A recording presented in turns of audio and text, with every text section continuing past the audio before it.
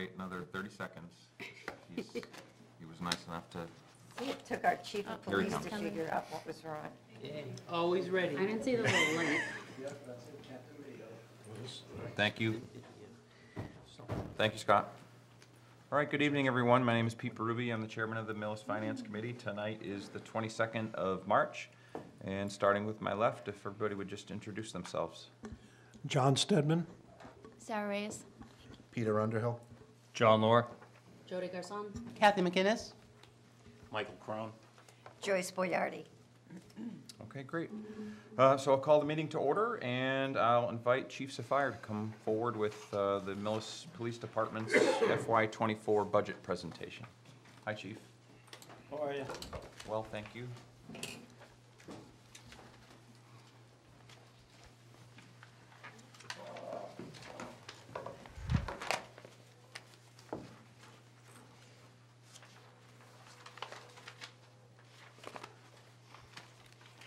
Of course it wouldn't be on the first page.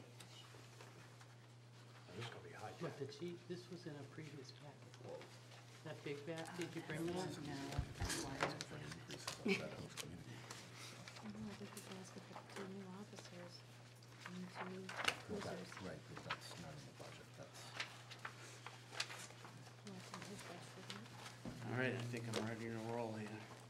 All right. Floor is yours.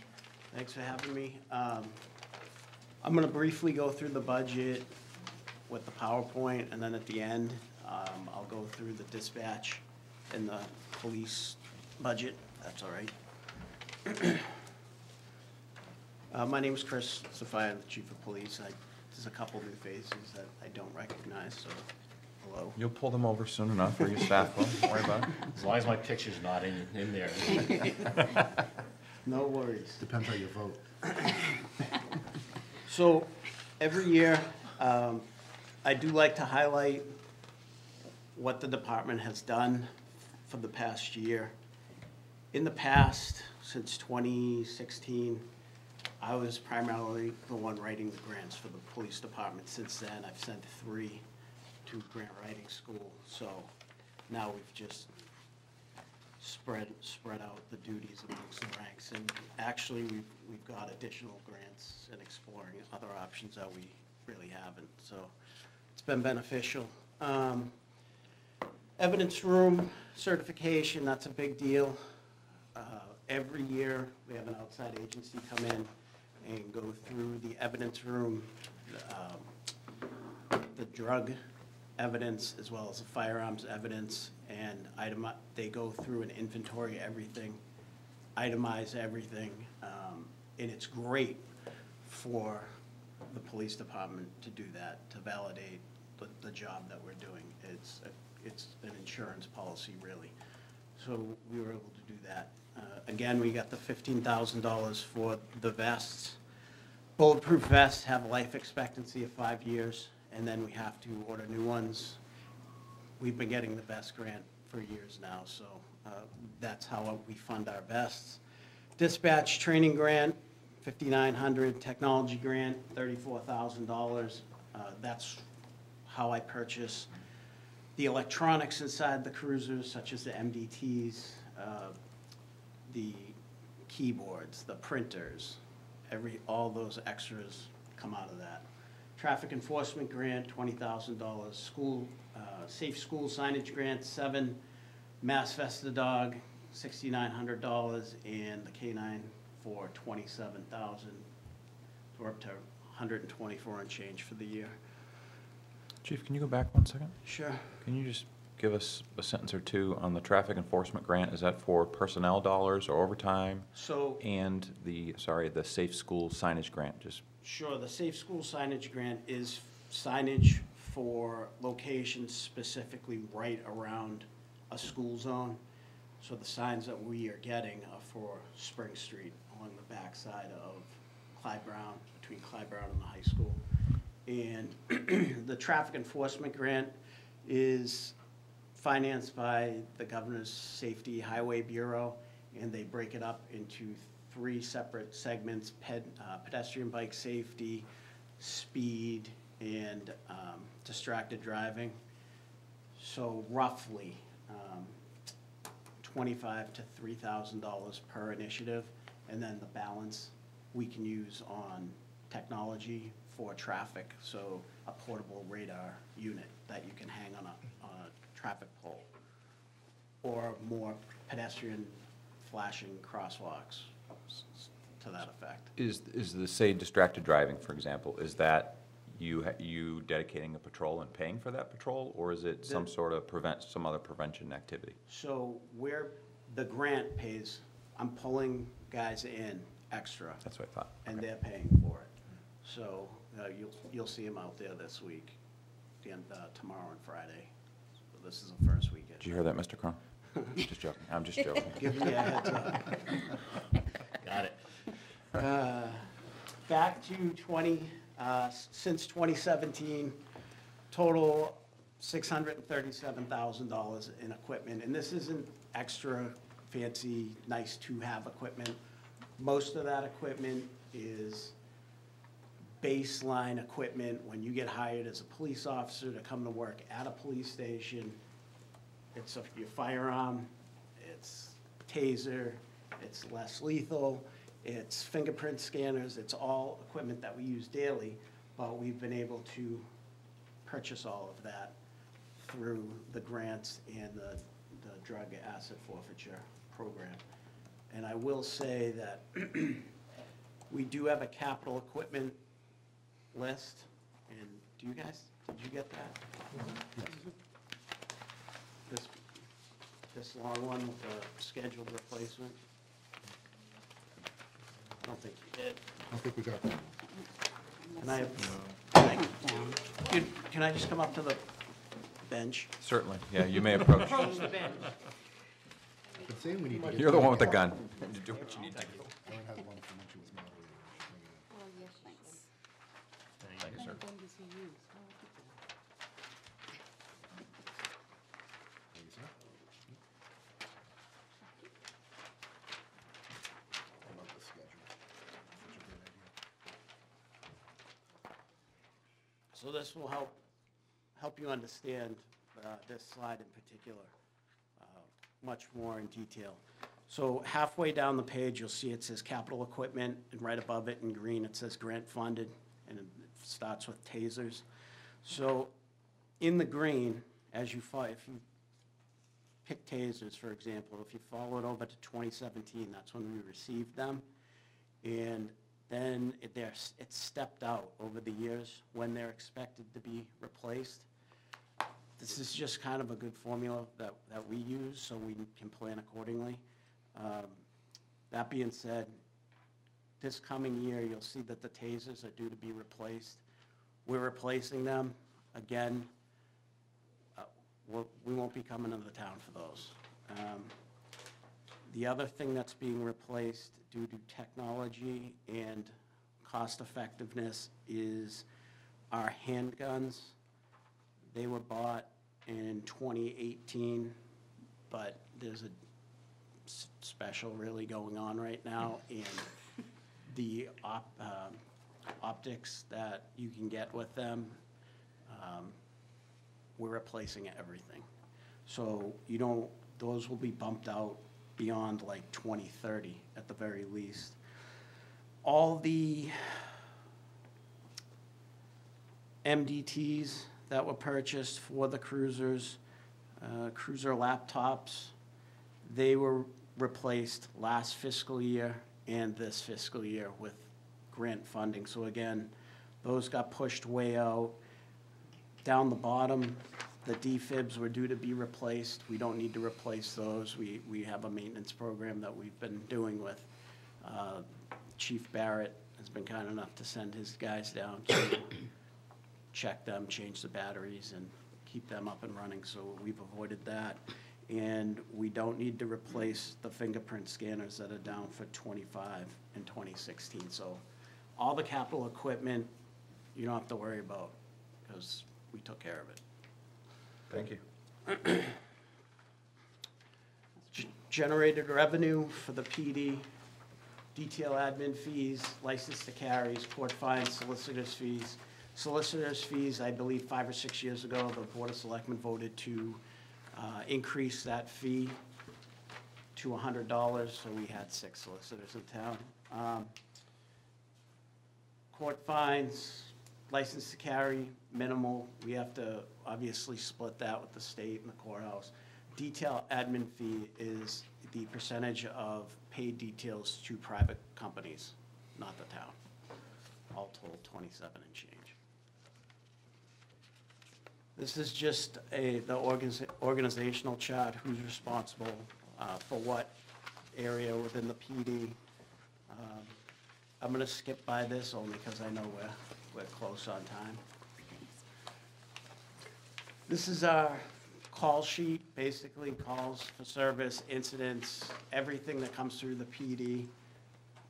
This year, we were just below 16,000, slowly creeping up. You'll see since 2017, it really started to cruise along with calls for service. The calls that we're receiving now are a little bit more serious. Not that other calls are not serious, but there's a lot of mental health calls that we've been responding to within the community for the last year and a half, 2 years. Overtime line item, when we get to the budget, that covers vacation time, personal time, comp time, sick time, court time, investigations, on-the-job injury, fills, and specialized training. I will say that the OJI line, there's a separate line for that now, I believe, for OJI, correct? It is a special fund. Special fund for it now, so, and specialized training. That's what comes out of the overtime line. In terms of mandated training, we have 40 hours of in-service, basically rules, regulations, criminal law, constitutional law, specialized classes that we have to go to. This is all mandated to be a certified police officer in the state of Massachusetts as a result of post. That being said, this isn't new for us, nor is it new for many police departments, because we've been doing this for years. We have a 12 hours for our less lethal training each year, which is our taser, our 40 millimeter launchers, 4-hour breath test operator, 16 hours at the range, where we review handgun, rifle, shotgun, specialized training for any officers assigned to specialized units or duties within the police department, prisoner watch, suicide prevention, and again, that's the baseline training that we have within the PD. Specialized positions within the police department, so all the police officers wear multiple hats. We have to do that just because of the size of the PD. We have one officer who's a detective, but also assigned to the Drug Enforcement Task Force. We have 3 licensing officers for firearms. We have 1 court officer, an assistant court officer, a motor officer, 1 SWAT officer, 1 crisis negotiator attached to the SWAT team, 1 K-9 officer, 2 sexual assault investigators, an SRO, 3 firearms instructors for our personnel, 4 field training officers, 1 IT dispatcher, 2 drone pilots, 3 detectives, and 4 permitting officers. Any questions so far? Do any of those specialized skills come with licenses or pay increases? Stipends. Okay. The motor officer, court officer, license to carry officer, the detectives, and the FTOs get a bump hourly if they're training, only a day that they're training a new officer on the road. But that doesn't happen that much. So if you're licensed, if you've done court, you've been trained on how to be a court officer, you earn that stipend the rest of the year. As long as you have it. It's just like a plumbing license or a wastewater license or water. I'm assuming it's corollary. Yeah, so it's a specialized position, so if you were the, your wife's calling. If you were the court officer, you would get that stipend for the duration of the year. Okay, And then if you were to leave that position, it would go to somebody else. understood. Thank you. You got it. For the marijuana impact funds request for the police department,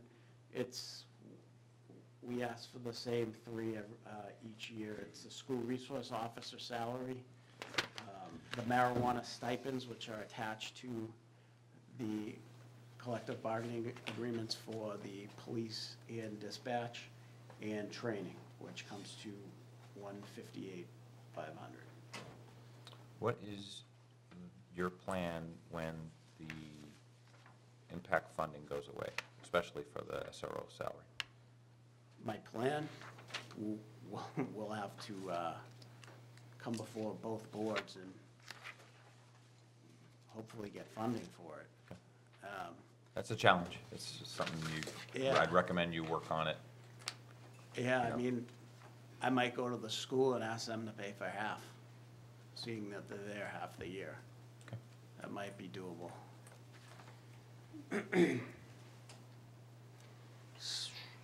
Supplement, I can't even read my screen here, the Zoom thing's in the way. Hold on one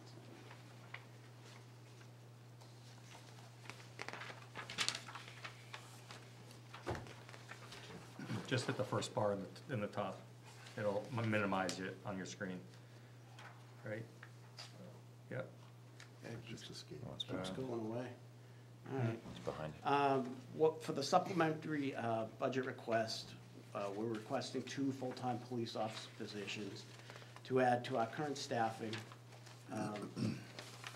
We got 2 a number of years ago to bring us up because we were behind. And we're going to fall behind in terms of growing, again, with the community and comparable communities. And the comparable communities are the communities that the town uses to negotiate the contracts, et cetera. Additionally, our incidents have increased since 2012. We handled 8,500 incidents, calls to service in 2012. The number of incidents we have responded to has gradually increased. In 2022, we handled 15,290 incidents / calls for service within the town of Millis. The median number of officers in comparable communities is 20. Historically, our department has been plagued by overtime, and we've done a good job of bringing that down. Contributing factor is that we have no depth to the police department. A department with no depth and a department that staffs at a minimum, that puts you into high overtime numbers. That's what it will result in. As a Can you res- repeat that, please, Mr. Chair? Could you say that statement again, what you said? What results in overtime? A department with no depth, Depth? What, that staffs at the minimum, That's too okay. shallow. will result in overtime. As a result, most vacation, on-the-job injuries and sick days are a fill, and having additional officers will allow for some of those shifts to go unfilled. You saw that was the same slide from earlier that showed you the calls. Can I just, I just want to dig into your data just a little bit. Sure. And my question is, are those calls or responses? Meaning, and you can correct me if I'm using the wrong terminology, please. But if you get a duplicate call on the same issue, are you counting calls or are you counting dispatches? Anytime an item goes into the police log, Yep. that's what we're counting. Okay, so there are potential for duplicate calls. There's a car accident, 5 people call, there's a car accident. No, that's one call. Okay, But if you call for a medical and, 2 days later you Right. call for a Understood. medical, that's separate. yep, okay, thank you. So the comparable towns that we use is Bellingham, West Bridgewater, Holliston, Medway, Rentham, Grafton, Norfolk, Littleton, Millis, and Upton.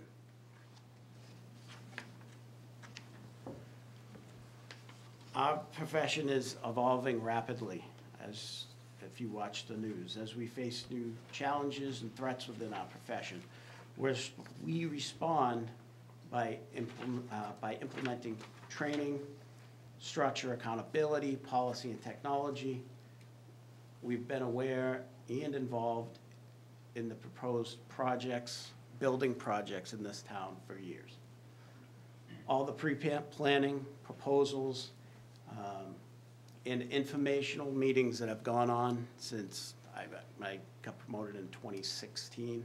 Since then, they're all coming to fruition now. Like, it's happening. They're here. People are gonna be moving in. And as a result, with the increase the population, there's gonna be increased calls for service. No question about it. But for police, fire, et cetera, everybody in the town. So for 23-24, these are the housing projects that are gonna come to fruition. Some of them people are already living in them. But I got this data from the building department. So based on the plans, number of units, and the occupancy of the units, down the bottom, you'll see 1,242 people will be in town. 1,242 people haven't left town, so that's an increase on our population. Projects that are in the pipeline, not huge, but we're gonna pick up another 260 residents. Between the Herman Shoe Building at 144, I don't know when they're gonna do that. 1060 Main Street, the old Butter Bings at the corner of 109 and Pleasant Street, and 1344 Main Street across from Tractor Supply. Is that also from the building inspector? Yes. Unforeseen budgetary impacts, we're doing okay, but we still do have an officer out for a substantially long time. We had an officer out sick for 3 months and another officer out sick for 2. Have Guard and Reserve deployments mainly gone away? Long-term deployments, we haven't had one probably in 2 years, maybe. There was 1 year where we had a couple, like 2 in 1 year, but. Okay. Mr. Chair? Mr. Under? Chief, you make a great case, especially with the increase in calls. My question is the cost of these FTEs. In your budget above-level service request, that was $180,000. Is that for one position or 2? 2. So $90,000 per position. It's averaged. Average, right. That's, Does that include benefits? no, Okay. no, that's Okay. salary. But what I did to come up with that number is I just took the middle-of-the-road officer, not a new one, not a senior, because it could be, if we did get him, it could be a transfer, somebody that's already trained, and it's plug and play at that point. There's a bunch of variables there. And just one other question, if I could. So your overtime budget projected for FY '24 was $163,000. If these positions were filled, how much of that do you think would be reduced in overtime with those positions? Ballpark, I'm not gonna hold you to a hard number. Between 40 and 50. Okay, great, That's, okay. I mean, you're asking me to, No, I know. that's a Back of good- the that's- envelope sketch is all I'm asking. that's, Thank that's you. that's a good guess. Percent or dollars? Dollars. Mr. Chair? Mr. Crum? So in looking at the comparable towns, I think one thing that at least stands out is when you're thinking of Medway, Bellingham, even Grafton, Holliston, they have a lot more restaurants and bars, more commercial space. And that probably would be the justification for them having, and they have higher populations too. I mean, we're, what, 9,000? Bellingham's got to be something close to 15, 16. It should be right on there, hold on. Maybe it's not. So Bellingham 16, and they were at the top end. Yeah. We're at 9, we'll be at 10 easily. But a lot of those, like, 50, over 55 and stuff like that, I mean, do you experience, I'm talking from a crime standpoint, where are we at in a crime standpoint in town? I know you have a lot of calls, but, So, for example, Toll Brothers, nice community. We responded down there 175 times this year. We're down there all the time, whether it's for fraud reports, house alarms. We go down there with the fire department on medicals. We've had a couple car accidents down there. It's not so much the restaurants and businesses here, it's housing. It's the calls that go on in the house. It's the domestics. It's the mental health calls. It's really not the businesses. And those mental health calls and domestics, those are the most dangerous calls you can go on. Mr. Chair? Ms. Rice? I was just wondering, I know that for the replacement schedule for the cruisers, you'll be replacing 2 for 2024, just based on the schedule. Will these new officers also need new vehicles, or will they be, No. Okay. So, good question. So, back to 2016, we went a number of years without touching the police cars. And as they broke, you just kind of let them fall off the face of the planet and never replaced them. So, working with the town and the select board and whatnot, the first year, they got us up and running with 4 lease vehicles. And from that point on, we wanted to get in sync with a fleet replacement schedule, which is what departments do. And we're fortunate where the officers value the cars because we get 7 years out of a car.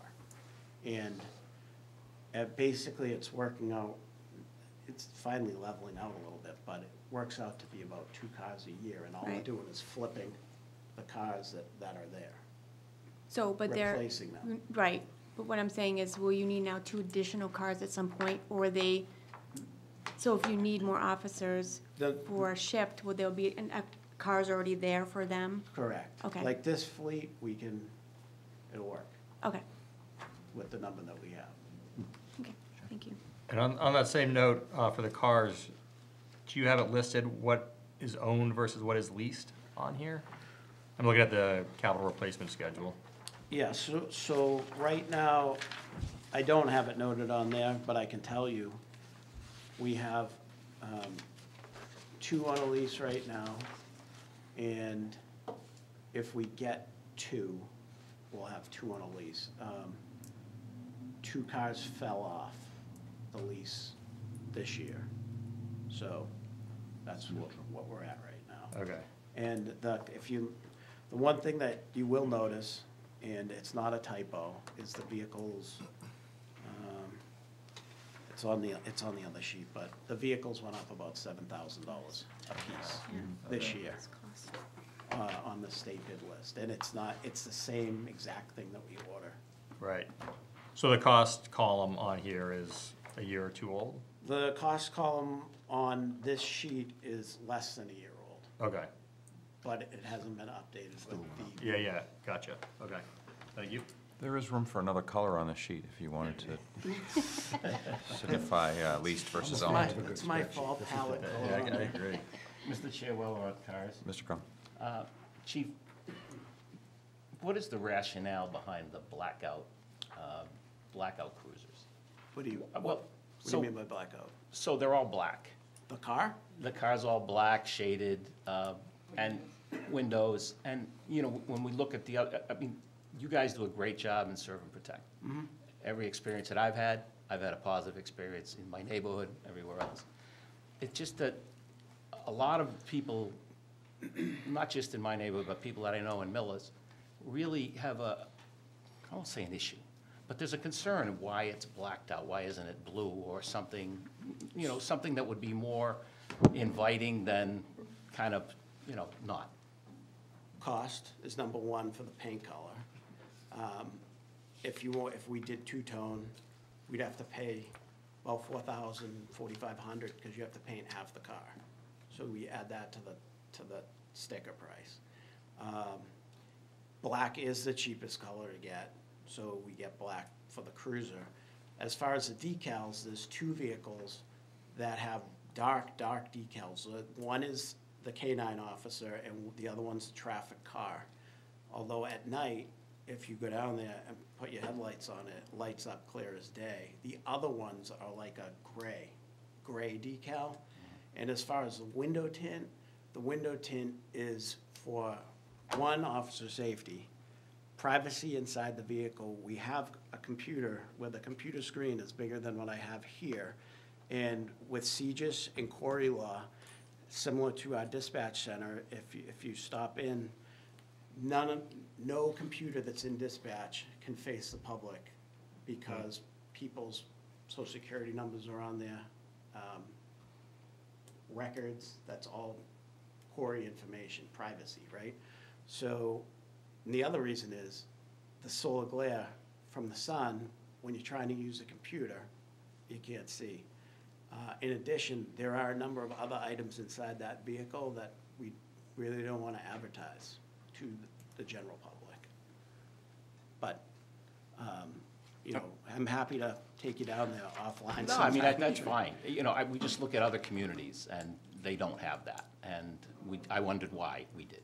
Yeah, Norfolk does. I mean, they copy. Yeah, I heard Norfolk did. Yeah, Sharon. Medfield. there's a bunch. No, Medfield doesn't, we were just there and saw them. Medfield's are black. It's Yep. black carbon as the white. Oh, we're talking about the windows. Oh, yeah, yeah. Thank you. You're welcome.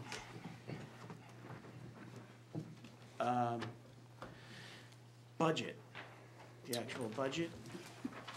Okay.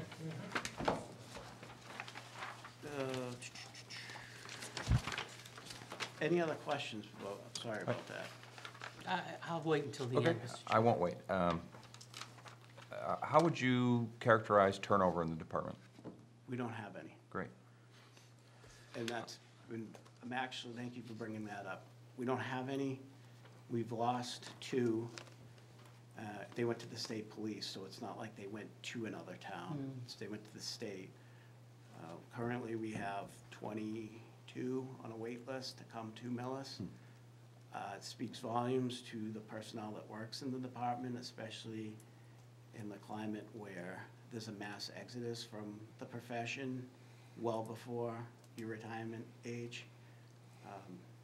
I'm fortunate to work with everybody down the street, you know, but it's a combination of, one, the support from the community, the town,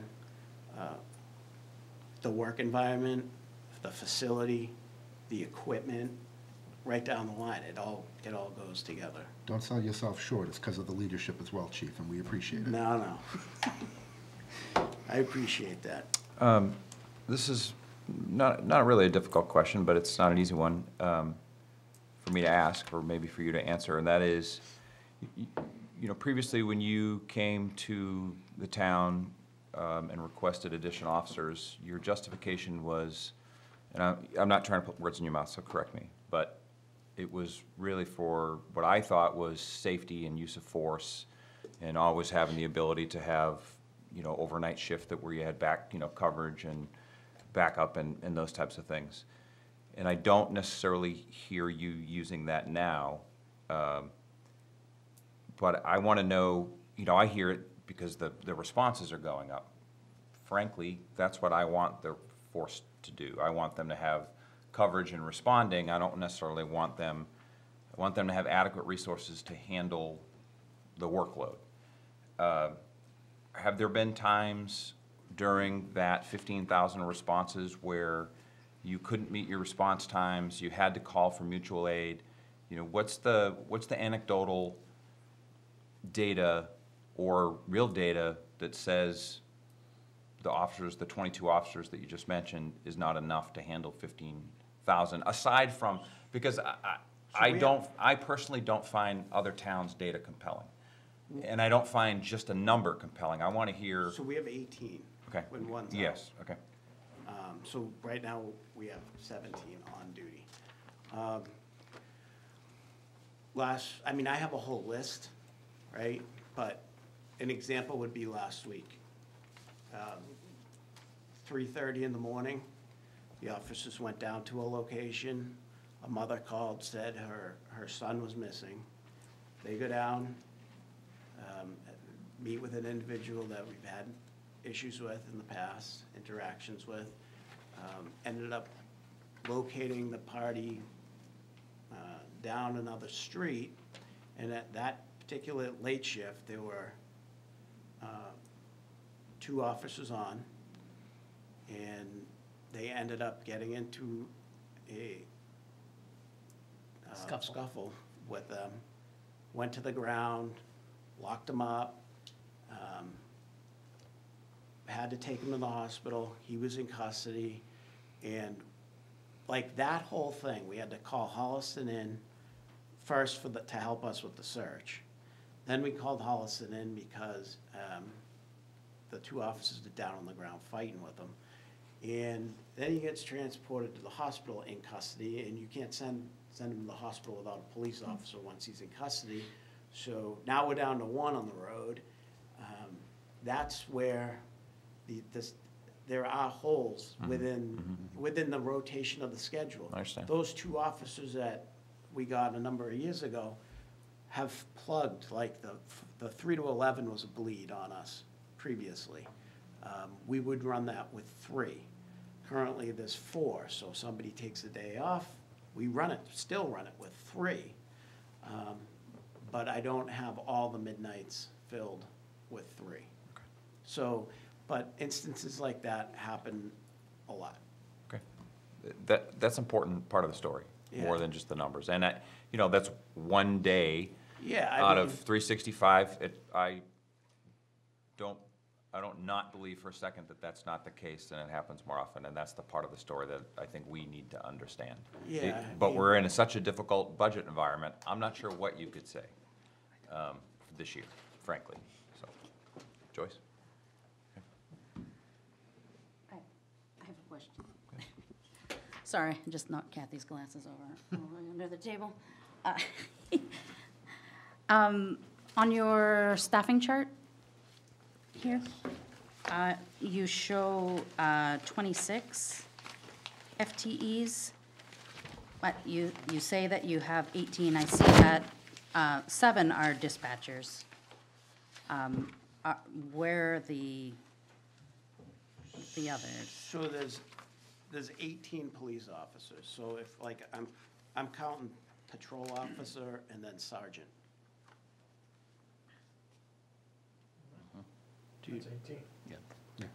Okay. And so your position, you don't count? I mean, as much as I'd love to be on calls, and they'll tell me that. No, okay. All right. Okay. So plus chief.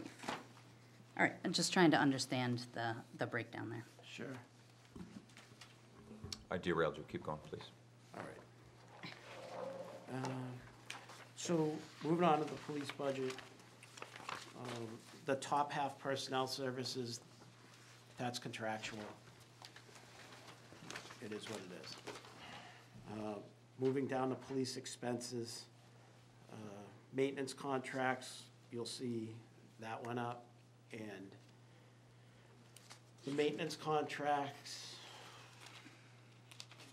everything in our building is computerized, and they just keep adding computers and programs and things for us to operate on a daily basis.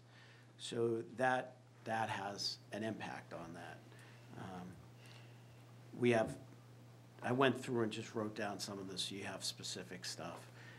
TriTech, that is our records management system for all our police logs. Fire protection, HVAC, our HVAC, heating, air conditioning service comes out of there. So if it breaks down, that's where it comes out. Generator service, World Band, that is our remote IT company.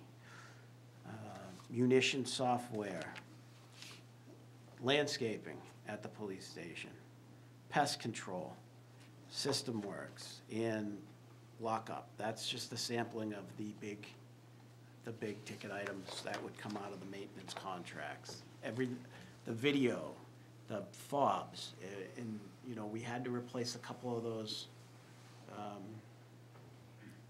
Swipe readers. right, and one camera, and that was $3,800 this year. So you call these companies and it's not, it's big money.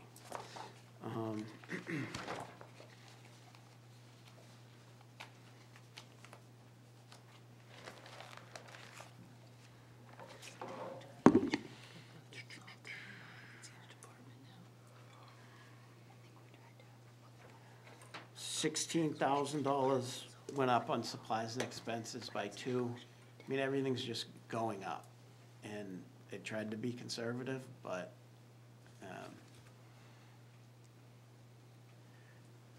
telephone, $28,000, that is our VoIP phones. That is all the mobile data through all the cruisers.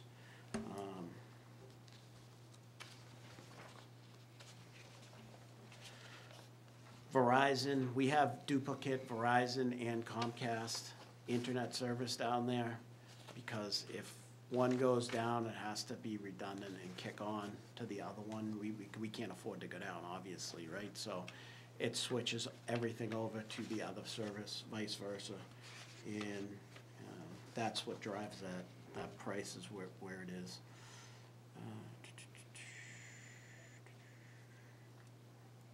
And for the cruisers, where is it?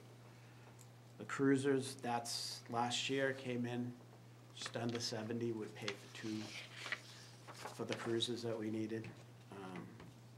And pay for the ones that were under lease, that was the $70,000. So the bump in that price of the 84, that is the 2 cruisers that are unleashed right now, and then 2 additional, like that would be the 2 replacement cruises on lease, coming to that. Any questions on the police expenses? Mr. Chair? Mr. Rice?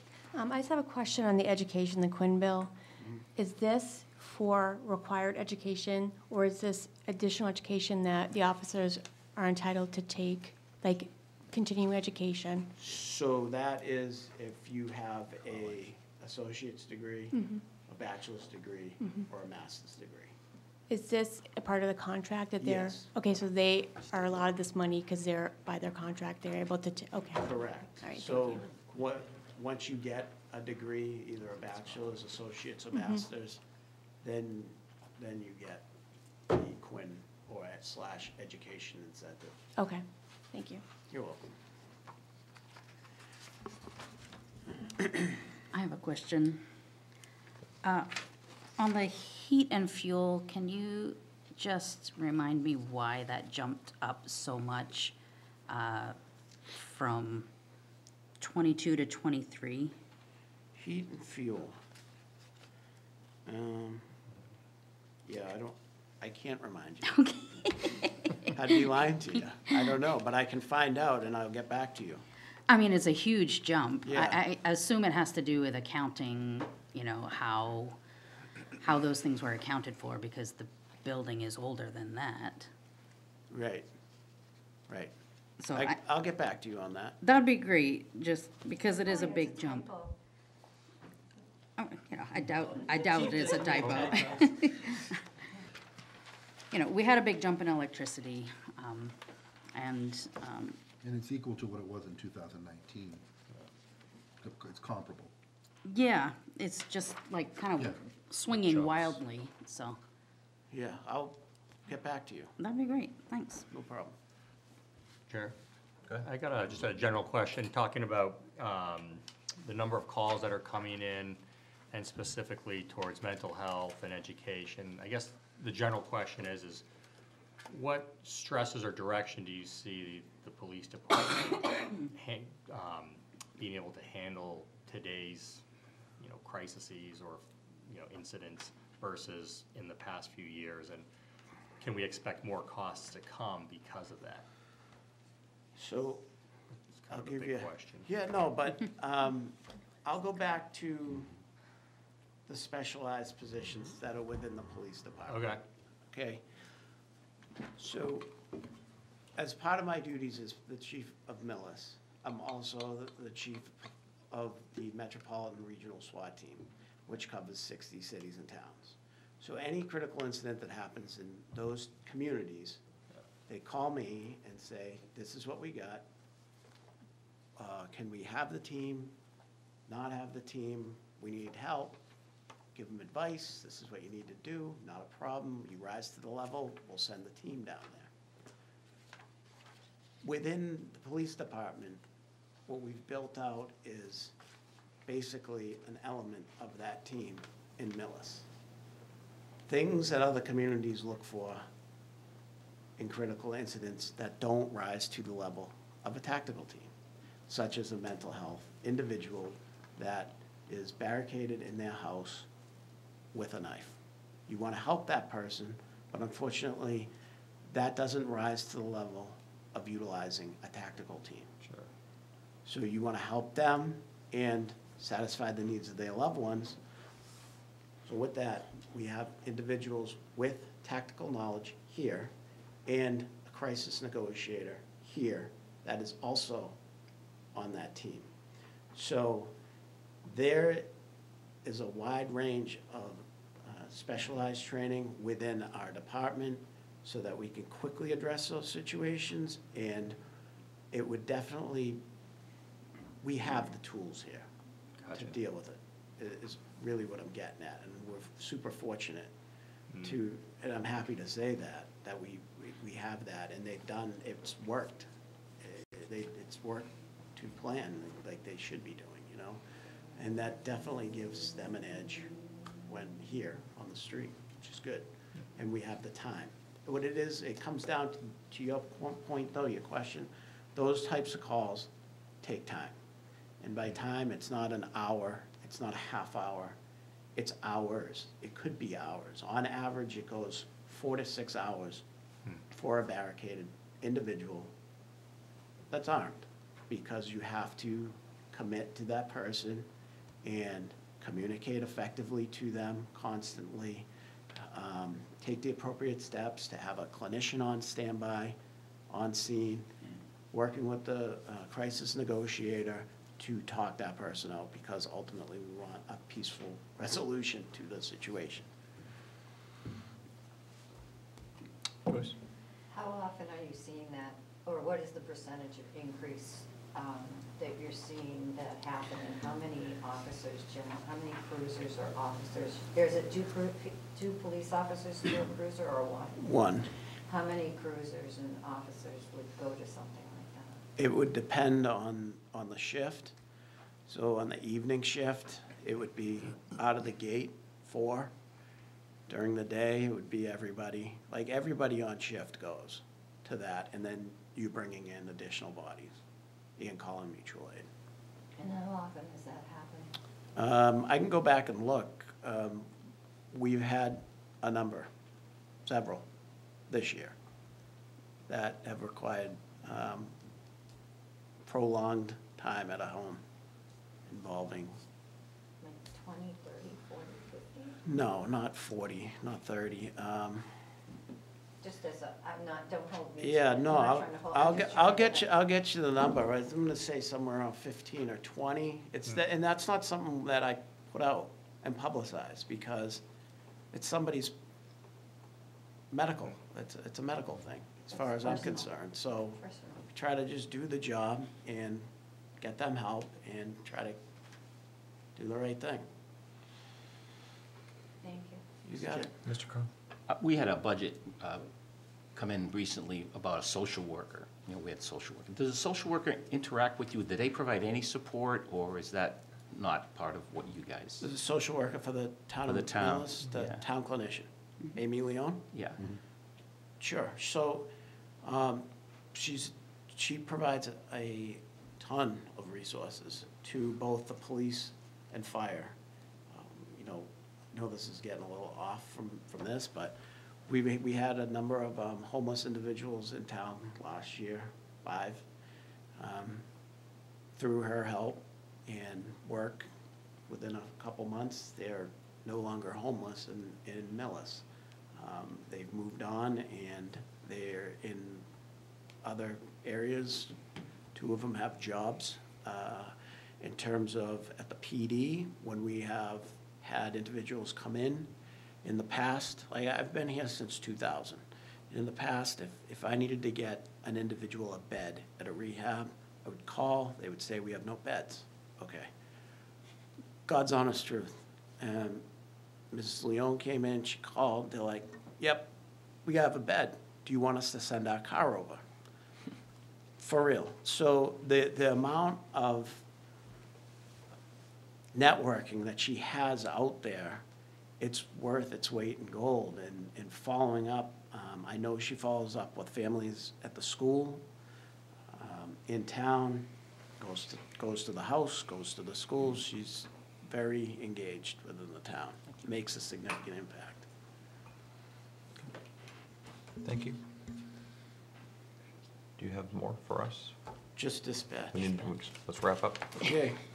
Any questions on dispatch? It's salary, and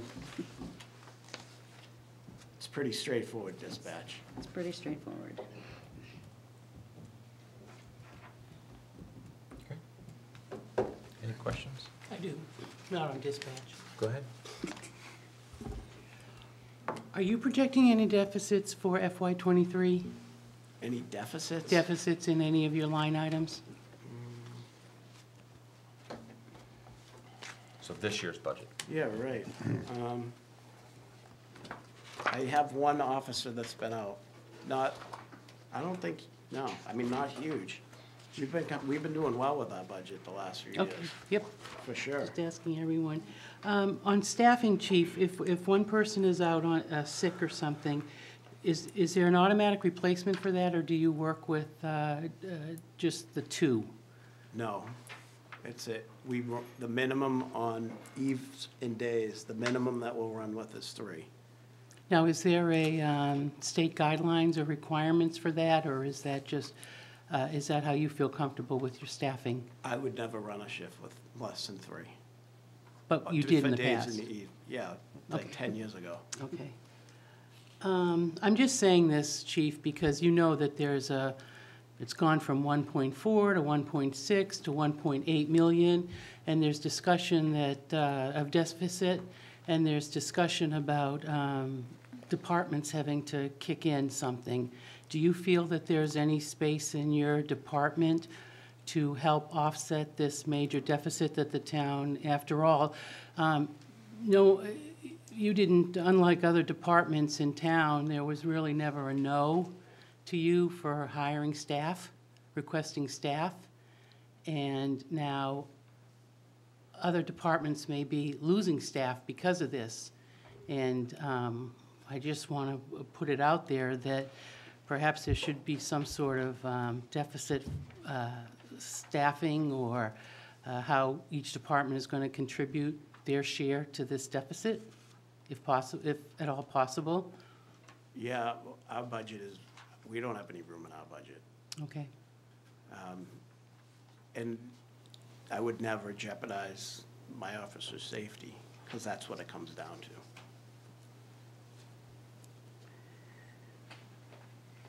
Thank you. I'm all set, Mr. Chair. So. Okay, last call. Chief, oh, I'm sorry, Scott. Go ahead. Quick, thank you. Jeff Husey, 411 Union. I just want to thank Chief Safai and also Chief Barrett. Since Chief Safai has been here, he said it here tonight, the amount of grants he's gotten and the amount of stuff he's gotten that hasn't cost his town money. And listen to these calls go up for mental illness. It is about officer safety. And, you know, those 2 officers on that particular shift were only running 2 and had to deal with an individual. And you know, I want to commend them for their work in dealing with it, and the townwide social worker who's made a difference. So, you know, thank you, Chief, for you and your department, and both the Chief Barrett, for protecting our community and really doing it in a way that's important. So as the town grows, you know, public safety needs to grow to protect that town and to keep delivering the service that they do. So thank you. Okay, thank you, Scott. Question, I'm sorry. Yeah, everybody's sandbagging me tonight. In a- Last one. Yep, in an escalated, when your officers are out, and this is only my own personal curiosity, when your officers are out and they've been on, say the 4 police cars are down the street or however it's done, if the neighbors were in danger, would the neighbors be told, or is it? Depends. Can we discuss that some other time? We've got to extend it. I We're- got, I'm Nope. gonna give the We're last 25 minutes question. behind time. Well, We're you know done. what? Then you should have Thank you given very more much. time. Chief Barrett, thank you very much. How long do you keep people on workman's comp before, after 2 years? Is there a decision to say, maybe it's time to retire, or after 2 years, what happens? Can I wait for another meeting for that, Mr. Chair, that answer? How about your email? I don't do emails, I do everything in public. Mr. Chair, I'll answer that question for him, because it... No, I didn't ask You're him. not authorized to put words in his mouth. I know you guys are tight, but Well, I wish I went first, because I'm just gonna say ditto, and hopefully we can move on. So, you will hear all the same stuff. If I could share my screen,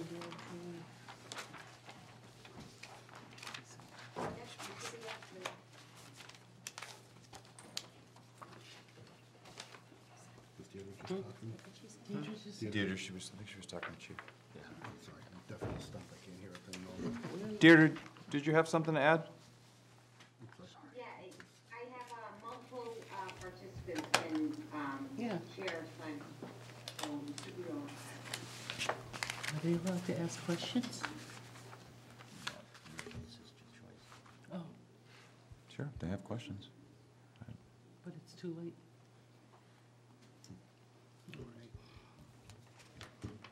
Deirdre, did you say you had Zoom participants with questions? I'm sorry, no. Multiple participants can share their screen. Thank So you. just like Chief Sophia did, Chief Barrett should be able to.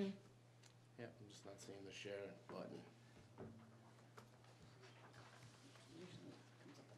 Yeah, that's what I thought. But we have this, right? And then this that you passed out, Chief? Yeah.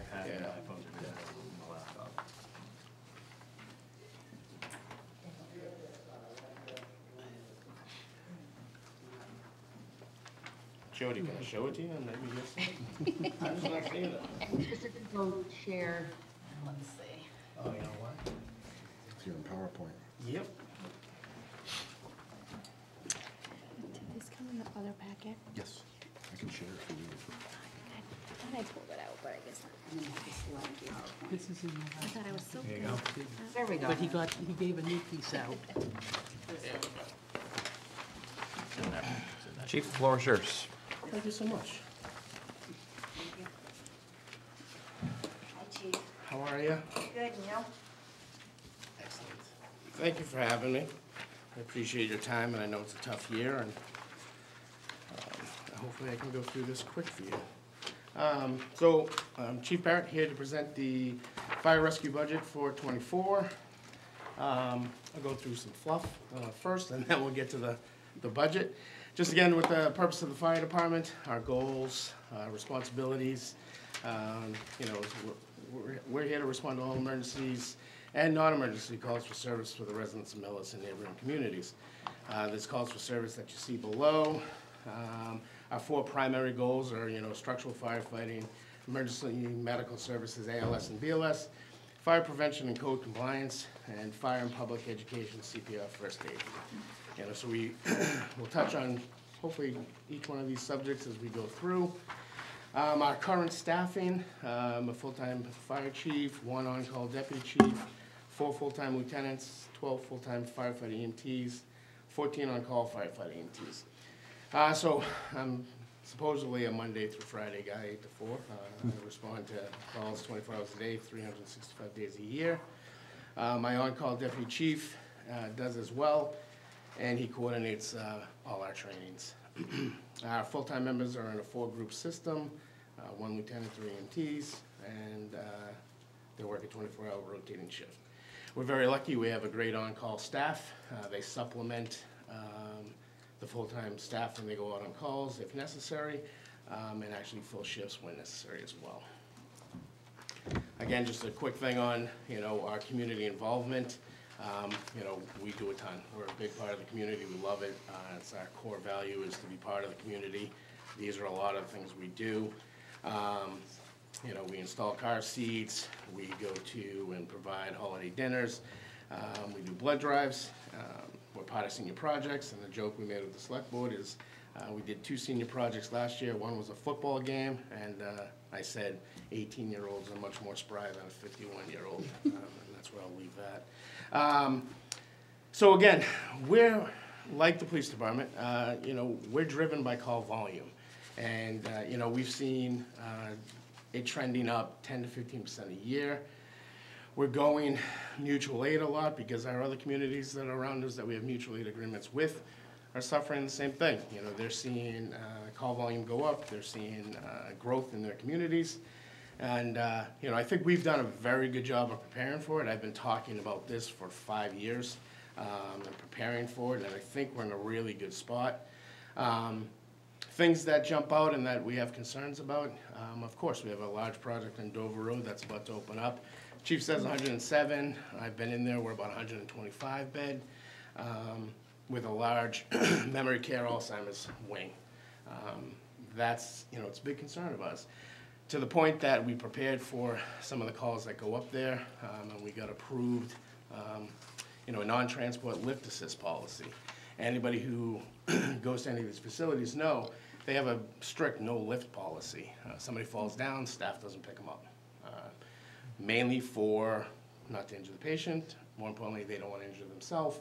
They don't want to have the OJ injuries like we have. So we have to go up there and pick them up, but also evaluate them. So it takes time. Unfortunately, 9 times out of 10, that becomes a transport. It's very risky to say somebody fell and they're okay to put back in bed, and so it turns into a transport. A good example is Medway opened up one about a year ago, 180 bed. It's called the Willows. If you ever turn your scanner on and listen to Medway, you'll understand how much they go there.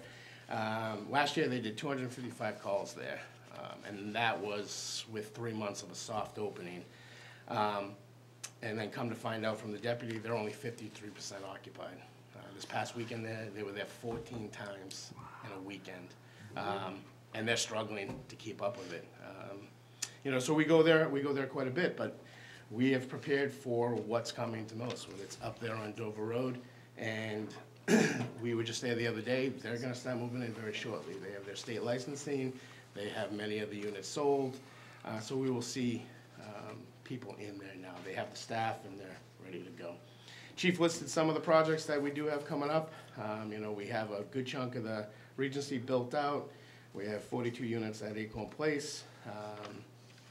There's 48 residential homes on Ridge Street that's under construction. They have 2 already up. They're working on the roadway. 48 units down at 232 Main Street, the gateway to Millis, is going up. 28 units at 1344 Main Street. That's across from Tractor Supply. And then 24 units, 1060 Main Street, where the old Bada Bing's was. I've heard that 1178 they've pulled out, but that was still on the books when we did this. And then there's still a project that Tresca Brother owns off of Cottage Ave that is 42 residential homes. So again, this is coming from Bill Inspector, it's coming from me. I inspect all these properties, do all the plans, and we do go at all the meetings. So we know what's coming. The things that we're also concerned about is the communities around us. Everybody drives by it every day when they go to Medway, all right? That is a 200-unit apartment complex in Medway, right on our town line. In the combination of that and their over 55 community and their memory care unit, they're going to be strapped, and we know that's going to pull us there a lot. Additionally, Medfield, same thing. You drive down Dover Road to West Street. They have a big project down there that just went up and is fully occupied with 150 units on West Street. Again, Medfield's a lot like us. They're just trying to keep up and staff. They are in the process of applying for the SAFER grant because they're in the same boat we are. They just can't keep up without the staff. So. Can I interrupt you real quick? Yeah, sure. Don't expect you to know this, but perhaps you do. What are Medfield and Medway adding for staff, firefighter staff, as a result of those those developments in those towns? Yeah, it's a great question. So Medway has, they've grown really quickly. They've gone from, like us, 2 firefighters to 4 firefighters. They are now 5 firefighters.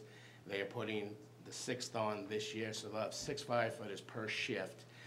His goal and what he thinks he needs is probably 7 a shift to keep up with what they have. They're trying to run 3 ambulances to keep up with it. So that's their staffing and what they're looking to do. Did they add any equipment, They have, yeah, they added the 3rd ambulance. but no apparatus? No. Nope. And, you know, people always ask, oh, will you get another ambulance? No. We're a 2-ambulance town. We don't have the room for it. We don't have the staff for it. And that would completely deplete the force. And by then, you're looking mutual aid. And that's why we have mutual aid, is to handle those calls. Mr. Steadman? Mr. Chair, I'm wondering if, when you do the support for adjacent communities, Yep. do you get compensated in any way? We do, yep. So if we go to any community around us for a medical, be it ALS or BLS, we do the billing. It goes to us because we're the transport community. Areas that we do, we provide paramedic intercept for a few communities as well. Medfield, because they're low on staffing. Sherburne and Holliston, we go there to do paramedic intercept. With that, we get 50% of the call. It's a mutual aid agreement throughout the state. So if we do a call with them, they bill for an ALS call, and then when they get paid, we get 50% of it. If we take the whole transport and take them to the hospital, we bill and take the 100% of the transport fee. Jody?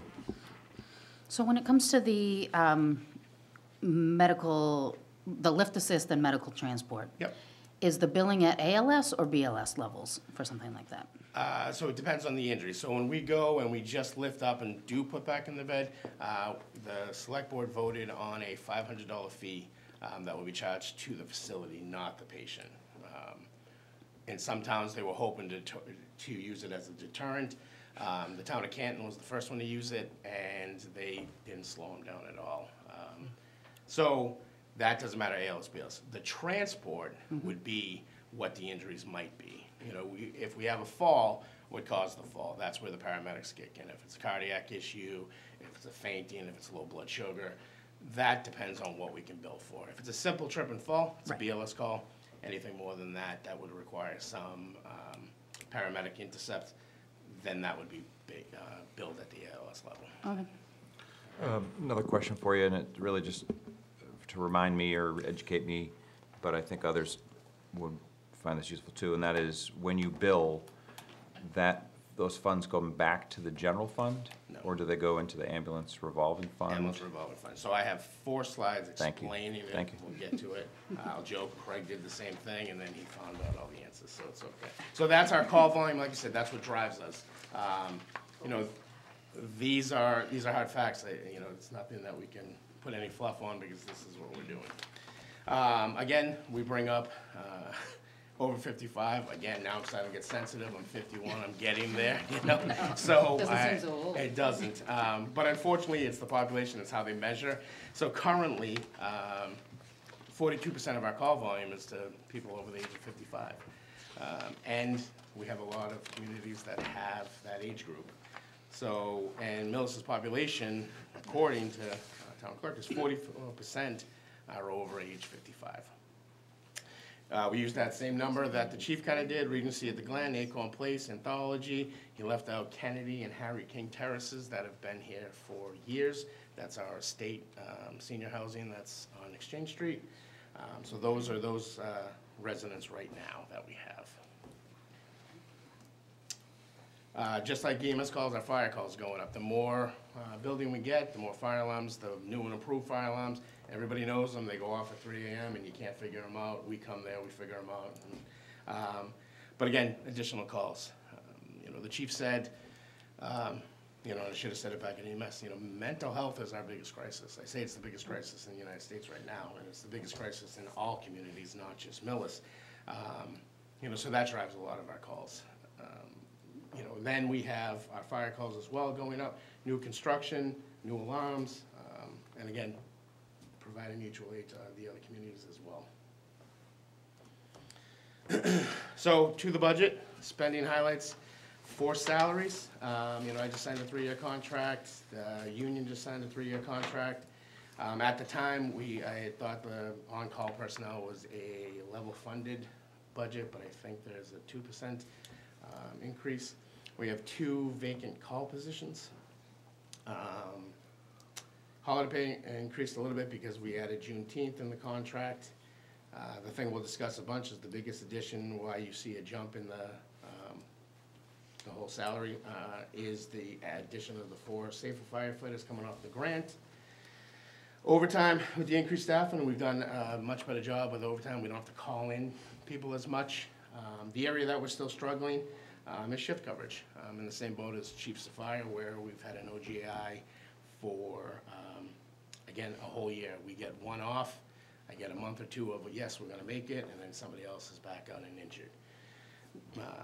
Mr. Chair, to answer one of the questions that was asked to Chief Safire, we did get rid of a firefighter that was on OGI it has to be for at least a year, according to town council, and it has to have a diagnosis of he can't come back. Once we got that diagnosis and we met the year requirement, we were able to, it's called an involuntary retirement to that person. We did do that this year. Like I said, we got halfway through and we thought we were good, and then we had another injury and we have a firefighter that's out. You know, I do believe shift coverage is because of the OGIs. It's also because we, you know, you mentioned something about turnover. I have no turnover. Our firefighters have been here for 20 years. They have a lot of time, and we have to fill those shifts when they go out. We will, on certain occasions, and if it's unable to be filled, we will drop down to our minimum staffing of 3. That is in the contract. That is a state and national guideline, no less than 3 firefighters. But I also do believe it's some underfunding. You know, we know what the number is, and every year we come in and I ask for, this is the number we need, and it's, you know, drastically reduced. I start off, I'm already in the hole. I know I'm gonna be over. It's the one area in the budget that I will be over in this year. We know that. And we try to control it. The way we've done it this year is we've used our call firefighters more. We actually had a Mass Maritime intern, and we were able to put him into that position. He met all the requirements. He did it. Unfortunately, he had to go back to school after his internship. He will graduate in May, and he should be ready to work in June. Our goal is to put him in as a temporary position. That is a much less rate than an overtime rate for a firefighter. And it would just be, he would be there as a temporary position. And we've done this in the past and it's worked well for us. Our goal is to hopefully kind of control that. This year, we are not filling the 4th position on that injury unless we're able to use the call members to try to, you know, keep that number down a little bit. So we're trying. Again, training, just like the chief said, you know, new requirements come out, new things from the state. An example is, you probably all saw it in the news, the canine training. The state decided that every EMT in Massachusetts needs to know how to treat a canine officer regardless if you have one. And that was a ton of training, and we had to put everybody through it. So it was a big number that we weren't prepared for last year when we requested the training line item. So it hit us a little hard this year because it's, you know, it was online, it was classroom, it was hands-on, you know, and then you put 12, 16 hours of training on 16 firefighters and some call members, it starts to add up, and we just weren't prepared for it because it kind of came out of left field and they made everybody do it. So that's the state. Any questions on that? And I will say that I go into a much greater detail of the salaries and the overages. None heard? Nope. So ambulance revenue and SAFER. You know, so our ambulance revenue, we collect a fee every time somebody's in the ambulance. And it depends on if it's BLS, if it's ALS1, if it's ALS2. And that fee is collected from the patient's insurance company. If the insurance company pays in full, it's great. If it's Mass Health, it's Medicare, any of those things, They pay a set rate. We don't have any say in the matter. That's the fee it comes to. So sometimes there can be some fluctuations. You know, we can have a month of a bunch of Medicare Mass Health calls, or we can have a bunch of what I would say good insurance calls, and we see a much higher revenue. To explain more on the SAFER, in 2020, the fire department was awarded a federal grant for just under $1 million. The grant was to hire and retain 4 firefighter paramedics, bringing us up to the minimum for national standard staffing. NFPA, the National Fire Protection Association, says there must be 4 firefighters on scene of any incident within 10 minutes. With our call members, it's hard to meet that because, again, they're coming from other jobs. Even getting some of our recall staff, it's hard to meet that 10-minute. So that's a standard set forth nationally, and that's how we were able to meet the grant, is they want us to get to that level, which we have. For the 3 years, the grant has paid the entire salary and a portion of the health insurance benefits for those 4 firefighter paramedics. The town covered some of the overtime and equipment to outfit them when they first were hired. As of October of 2023, they will come off. It's the 3 years. It will be ended, and then we will be responsible to pick up that salary. The hirings allowed us to increase the ambulance revenue by providing more members who are certified at the paramedic level. That's really how we got to our ALS level and how we were able to see such a dramatic increase in ambulance revenues, provide ALS, and handle more calls. The increased revenue has always been the way the town planned on funding the 4 positions moving forward. Right from day one, it's always the area that we said we would use to fund these positions. The first year, we saw a dramatic increase of revenue of over $161,000 from FY19 to FY20. We had a little dip in 21, and we were still kind of dealing with COVID. In 22, we saw an increase to revenue from 21. And I think the big number is we've seen a 73% increase in ambulance revenue from FY19. From the day we hired those guys to today, we're up 73% over that year. A little more into the ambulance revenue, how it kind of works. The highlighted yellow column is our monthly collections. If you look at it, you'll see February down, it has the same number. We haven't got there yet, so we're using the average for the previous 8 months or 7 months. The bottom shows the total of the receipts collected. So you'll see we're on pace to collect $566,000. The red highlight shows the balance we started with for the fiscal year, $794,713. If you look just to the right at the bottom of FY22, you'll see that's what we ended with in 22. We start FY23 with that number. We add the collections to it. It brings the available balance to $1,361,557. And then with everything all included, all the firefighters that are paid for out of ambulance revenue, including the new 4 ones, we would transfer $642,559 to the general fund to pay for all those salaries. That leaves us with the beginning balance for FY24 of $718,998. And the process repeats itself, and we just kind of keep going.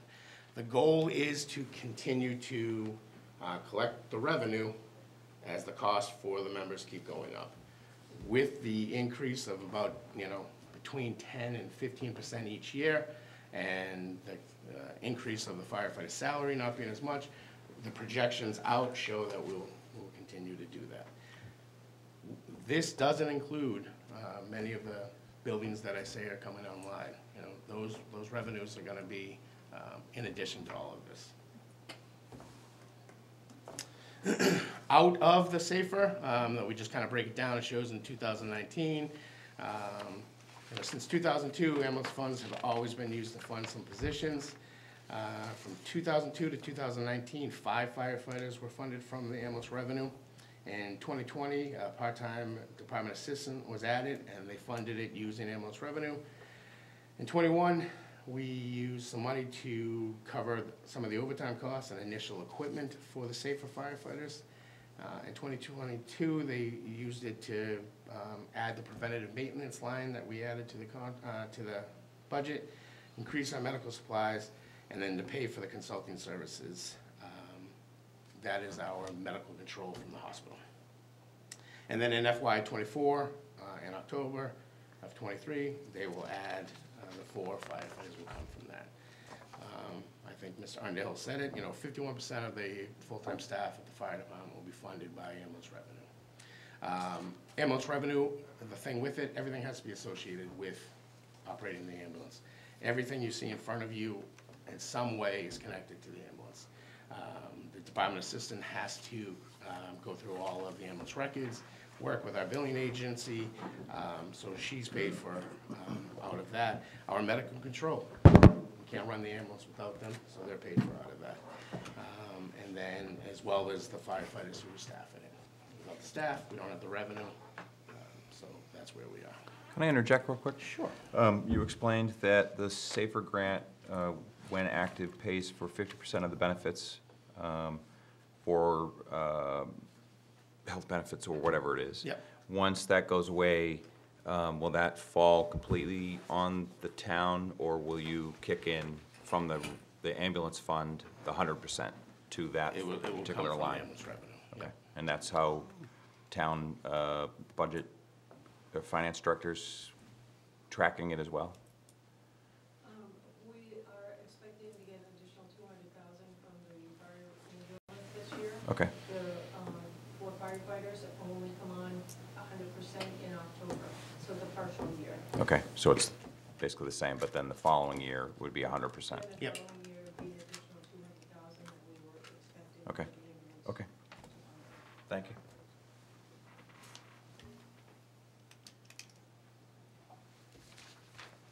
Spending highlights, again, yeah, it's gonna sound like a broken record with the police chief. Supplies and expenses have gone up about 9.9%. Medical supplies, that's the biggest jump we've seen, it's about 15.9% increase.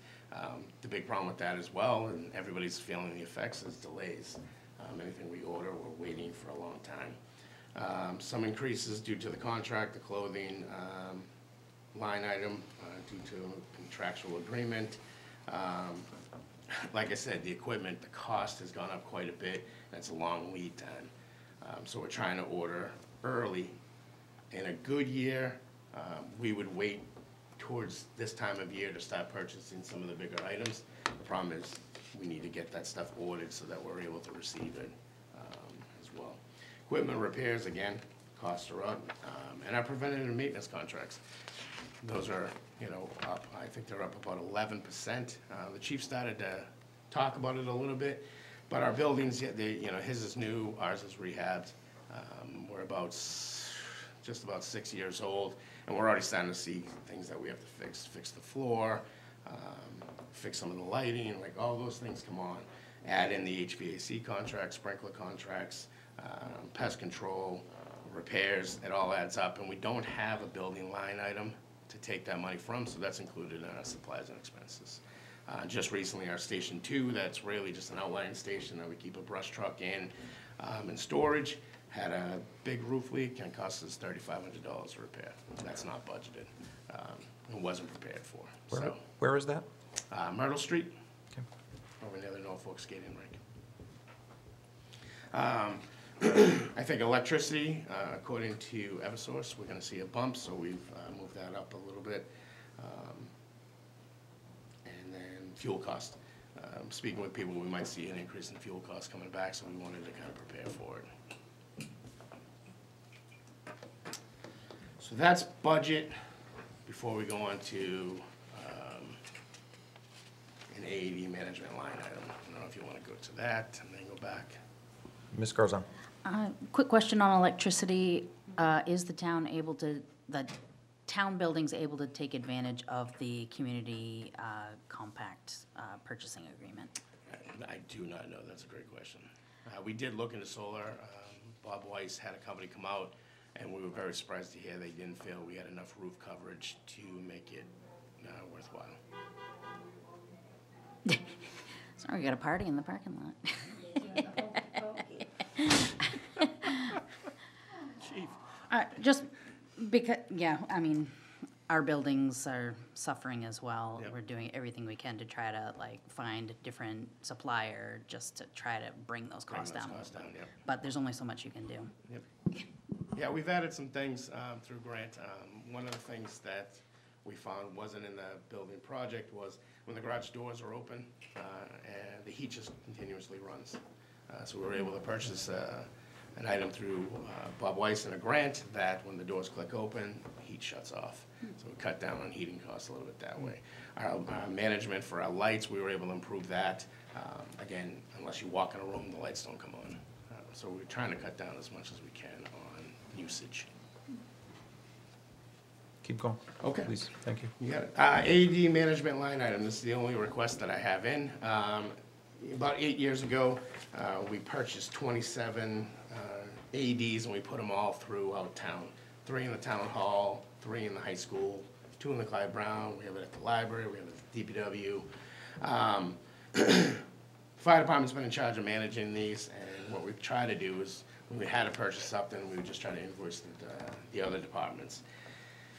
Recently, we had a senior project that will put an AED up at the pickleball basketball courts, and we're scheduled to do that within the next 2 weeks.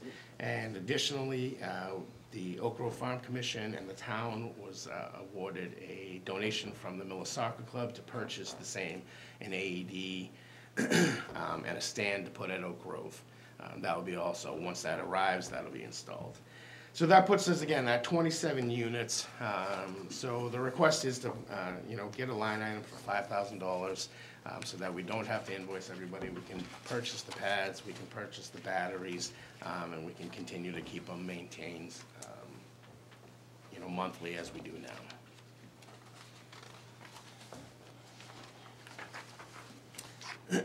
Again, non-tax funding, we get payments on construction plans and permits, roughly about $10,000.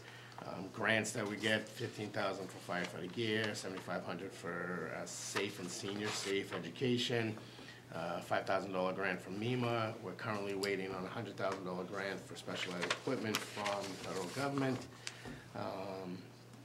And then our equipment detail capital replacement, we were lucky enough to get the ambulance and a fire truck replaced, and we took delivery of our new ambulance in July. We're in the construction document approval stage with our engine replacement. That has been a longer process than we wanted, but I was glad that this is what we kind of talked about. We ordered the truck a year early, a year ahead of our capital replacement plan, because we knew it was going to be a 16 to 18 month wait. Now, an ambulance takes about 2 years to build, and they're saying a fire truck takes 40 months. That's ordering 3 to 4 years before you need to get it. And then the only thing we have coming up is, and it's within the next year or two, is our Engine 5, and it's a brush truck, and then Car 2, which is starting to kind of rot away. So those are on the capital plan. It's on the capital plan. We haven't made a 100% decision what we're gonna do. There may be a combination of downsizing. We have 2 brush trucks. Our thought process is taking the 2, getting rid of both of them and buying 1. Brush fires are down. Kids don't play with matches. We don't have squirrels that run around with matches. So we'll see. That's People vape. What's that? Vaping too. Hey, we had ours catch fire from a cigarette. Yep. Yeah. So I guess that's the end. I'll take any questions that anybody has. If I need to go back, please let me know. Mr. Chair? Good. Quick question on the capital plan. Did you include a schedule? I know police did of their capital planning outlay. Is there one right in here?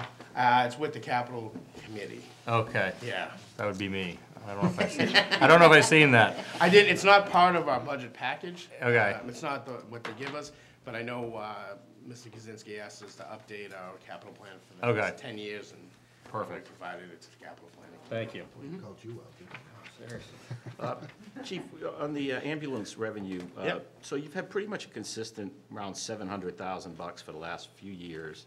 How much of that do you need to keep in reserve? Is there any of that could go to another source? So I think that would be more for a question for the finance department, but I believe ambulance revenue has to be used on the ambulance. I think that's the way it's set up, but, I mean, she'd be better to answer that.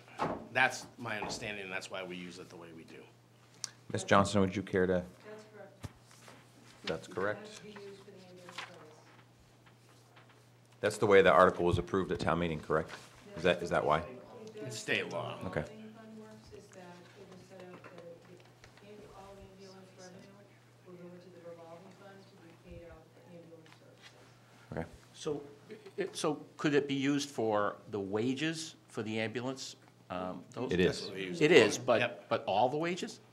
Only for the people on the ambulance, Just that? not for the firefighters that are just firefighters. They're on the ambulance. No one can Even though a pumper truck sometimes Carol, goes could with? you step up to a mic? Now we're having an offline conversation. Thank you. Even when a pumper truck would go out at an ambulance call, would that not cover? That wouldn't be an ambulance, right, an ambulance service. If the puffer truck was going out, it would be going out for fire, right? Well, It no, would be, don't the they- ambulance would go out just for Doesn't the the pumper ambulance truck run. sometimes go out with Yep. the ambulance? Yeah, and one of the things that we are trying to do, and I'm glad you kind of brought that up, is this new engine, we're hoping to get licensed at the ALS level because of the calls that we know we're gonna see.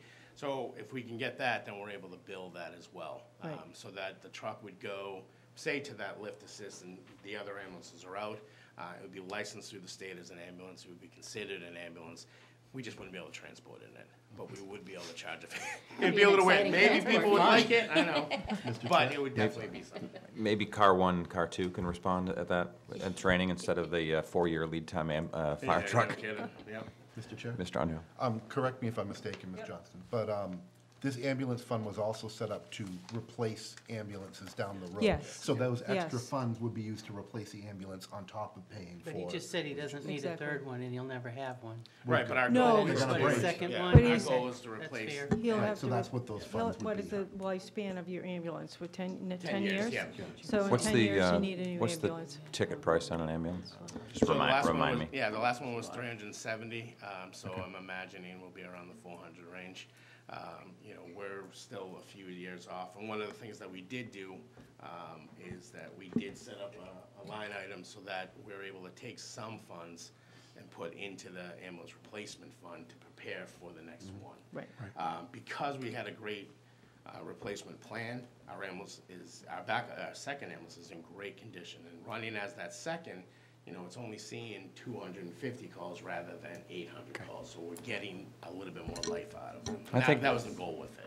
I think the point being made is that the reserve potentially it might outpace the need for replacement of ambulances even after it pays for salaries, and it's something to watch. Yeah, what's that? I mean, with the trend, Which, by the way, congratulations, that's what we want. I mean, it's not a bad problem to have. no. Wish we had more of those. Yeah. Can you, okay, any more questions for Chief Barrett? Yes. How are your deficits for FY '23, Chief? So as I stated, the only thing that we have potential of being in the deficit is shift coverage. Which is an overtime? It's when we fill shifts. And right now, So where does that come out of the overtime wages? comes out of the shift coverage wages. Shift coverage. Yep. So right now, we're at 66% of our used budget for the year, which we're right on pace. That's where we should be. But that is a line, and that's with that line item, you know, being over. So we try to reduce in other areas to make up for the difference for that area. I've noticed at times when the fire department is out, the police department is out with you. Yep. Is that something that happens all the time, or is that only certain occasions? No, so the police are on the road, so the goal is to have them respond with every call. So they're there quickly, and they are able to establish, you know, give updates, start medical care if necessary. So they go on every call. The beauty that we have here, and I don't know if it's lost with a lot of people, how close our two departments are and how well we work together. I would guarantee you would ask other communities and they don't have that relationship. Our firefighters are hands-on with the police department. The police department is hands-on with our firefighters. When there's a call, it's everybody working together, and we're very, very lucky to have that, and especially with the mental health crisis, because there's areas that they're better at, there's areas that we're better at, but when we work together, it all kind of comes out in the end. So more reason to have a balance as far, or the right amount of officers, right amount of fire department staff. Just a quick question. I noticed oxygen is at 0 here. It's because it was taken off, it was put into medical supplies. Okay, thank you. No oxygen. I rank it pretty high. We're trying to cut budgets, so we just have like that thing, we just kind of push air into it, that's fine. Yeah. Okay, last call for questions for Chief Barrett. I'm wondering if I should get my answer from Ms. Jody or if I should. I just don't understand the difference between shift coverage, Mr. Chair, and wages overtime. And let me see, wages overtime are going from 140 to it went from 124, 140, 180, and then shift coverage dropped. Did it drop in FY '22, Chief, because you got the added staff? Shift coverage did, yep. Okay. And it All also right. dropped because of, COVID and not having that periods of guys out. So why is it, I'm just curious, why you think it should go up 25,000 after Shift coverage? such a drop? Yes, sir. Just because of our OJI, we know we're gonna have that person. We have to wait a full year, so we know we're gonna have a period. Even if we use that call member, they can't fill every shift. He fills what he can, so we still have to pull in firefighters to cover that. To explain the difference between wages overtime and shift coverage, wages overtime is when the off-duty personnel are home and we have a call and they have to come back in. So they're paid overtime on that. Shift coverage is when, like the chief said, sick, vacation, personal holiday. You're bringing them And in. they come in to cover the shift. So those are the two differences. This is perhaps water under the bridge and nothing we can do about this regardless of what you answer here, but does the town have any choice in the no-lift policy in terms of if a care facility comes to town, they can say you must have medical, competent staff? No, because they're on hand? licensed through the state. Right. That's why we did the $500 fee, to try to entice them to maybe have somebody lift. But if you look at OJI costs, the same thing. If they have, a 110-pound person trying to lift up a 180-pound person and they get hurt, they lose that employee. It costs them more than that $500. So they're willing to pay it, unfortunately. And it's everywhere. I mean, I know, Jody, we've talked about this, but if you go into any of these facilities, you will find they have a no-lift policy. Our concern is, and we talked with them, there are facilities that have a no CPR policy. Now, you put your family member in there and their heart stops, they won't do CPR. 911. They'll wait for us to get there. I hope they expose that before they go in there. Well, that's, Jesus. so we had a long discussion with the facility on Dover Road, and we said it's unacceptable, and they're willing, they're gonna do CPR, so. Now, have you ever had staff injured doing the lifting that private sector won't lift? No, so Okay. because we train for it, we know different ways of lifting, and we work together to lift patients, to try to avoid that. Thank you very much, Chief Barrett. Okay, thank you. That's it. Thank you so much. Have a good evening. Thank you. You too. 51, huh? 51. I got your beat. I think when I signed as chief, it was 40. I think I've aged much more than that. Does anyone retire anymore? Can't afford to? Not with the price of eggs. Exactly. Thanks again. Thank you. Have a good night. And the cost to keep them cold. Ms. Kehoe. Okay. Patty Kao, Council Okay. on Aging. Hi, Patty. Hey. Better late than never, huh? You're always after them. Huh? So the primary goal of the Council on Aging is to maintain and improve the quality of life for our older residents by providing information, referrals to local, state, and federal programmings. We've been doing quite a bit of that this year. I want to take a look at our accomplishments. Our outreach services has increased 124%. What we're seeing is the age group of 60 to 69 with food insecurity, financial insecurity, needing fuel assistance, homelessness, and housing. This is something I haven't seen even during the pandemic, the amount of needs that we've been dealing with. It's quite extensive. I've never seen it at this level. So what we have been doing is we've been doing food bags, which is pantry goods for people. It's called Nanook's food bags. We get about 30 a week. And that wasn't even enough. Those bags were going so quickly.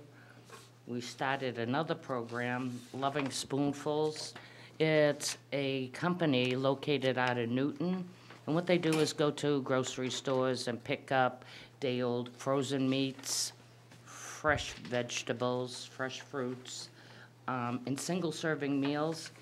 And they come here once a week. We're servicing 50 people per week with that service.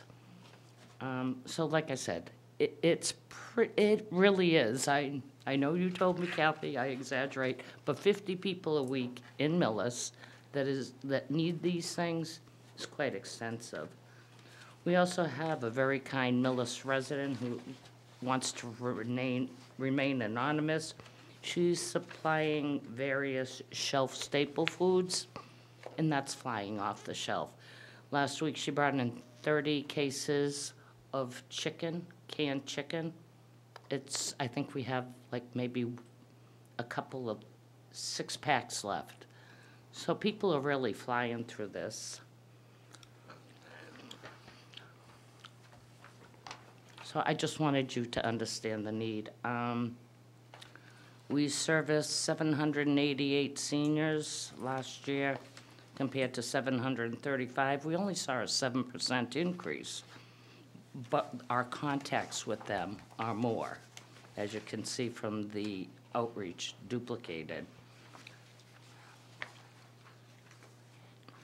A paratransit, we're driving a little bit more, well, a lot more than we did in 2021. So our paratransit has increased. Those funds go back to the general fund. We were 2,329 in fiscal year 21, fiscal year 22, 10,968. So our rides are increasing. Senior population increased 54% over the past 10 years. But we're not seeing the amount of people that we really think we should be servicing. In 2021, we had 2,620 seniors. We're only seeing 788 of them. And what I believe that is to be, I think it should be a lot higher than what we're seeing. But seniors don't want to come to the old people place. But once we get to meet them, they really like us and they come back and back. But the way to get them in there is through programming. And we have added more programming. And we can see a slight increase, but I really would like to increase our programming. We have the funds to do that through our state's formula grant, through our Friends group. But we just need staff to do that, which we'll get into later. Any questions on our accomplishments, what we're doing? I'd just like to make comment on the wonderful programs that have been being offered that I've been privy to. Today, it was a meal for 70 people. 70 seniors came, and Patty did all the cooking. Well, I had some help from Joyce. Minimal. Patty did all the cooking and preparation and the buying and the running around and with a smile. I mean, there were 70 people, and there were good helpings.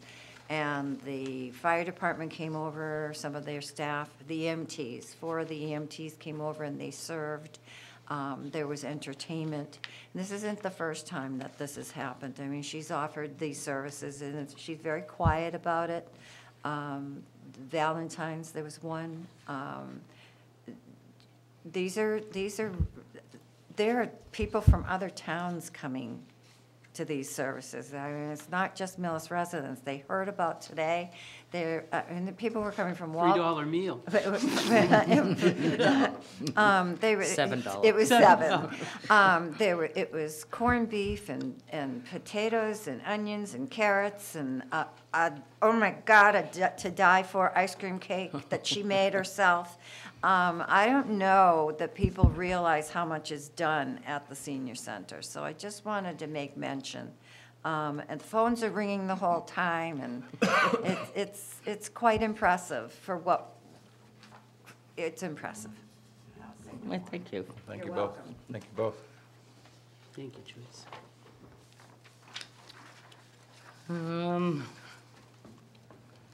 So last year, we did increase our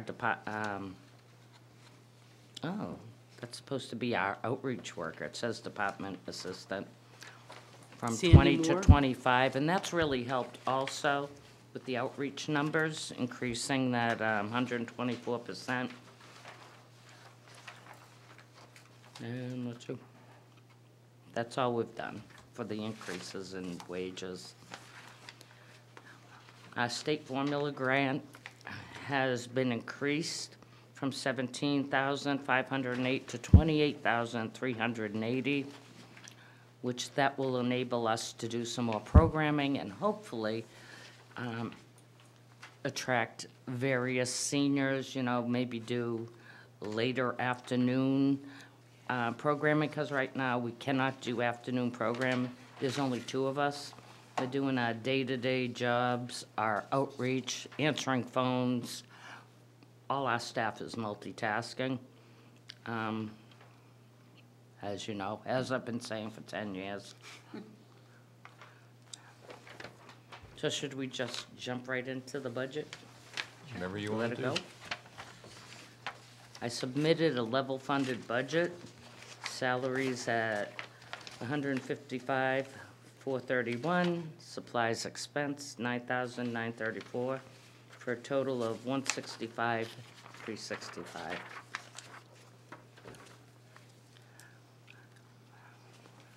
Any questions? No? Oh, I like this. I have one question. Sure. Do you get a lot of seniors that want to do the senior, the tax work-off? Yes, we do. We currently have 21 positions for the tax work-off. I've been fortunate that I haven't really had to turn anybody down. Maybe I've had to turn 2 people down. But I can see that increasing, especially nowadays. Last year, I did have to turn away 2, but they were over income, so I wasn't too concerned about that. I have 15 slots for low income, and the remainder is for high income, for people who have a skill that can really benefit a department.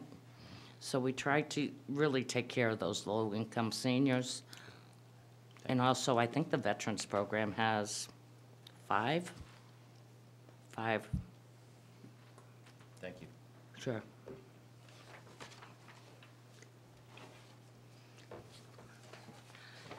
Now, our vehicles are in pretty good shape. I did put the 2013 on the capital thing. It is 10 years old. It doesn't have too many miles. It has 62,000. We have 3 vehicles, and we try to rotate them all the time. So we don't really get a lot of mileage on our vehicles. And they're all in pretty good shape, but we will be asking for something in 2025.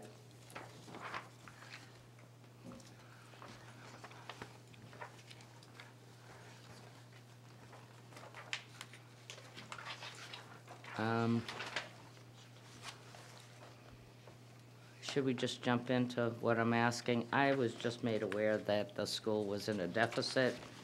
But I really, I do plan on retiring in the end of April.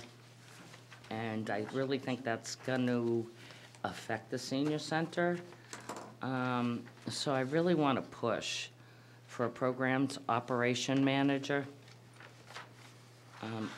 So we can just really do afternoon programming, try to reach more seniors, more outreach. Right now, outreach is multitasking. She's answering phones from 1 to 4. She's doing outreach. She's doing her day-to-day job. She's also assisting with the newsletter. So we're all wearing many hats down there, and we really need another body. I've been asking for this for 10 years, and I hope that we can find that somehow so the senior center can stay functioning.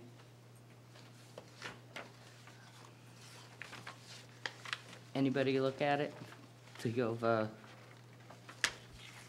it is for $70,000, and I understand it's gonna be quite tight. But what we wanna do is extend the hours to 4:30 Monday through Thursday. Currently Wednesday, we close at 2. And that would only require minimal additional hours for current staff and a new staff member. And that would be $70,384.60.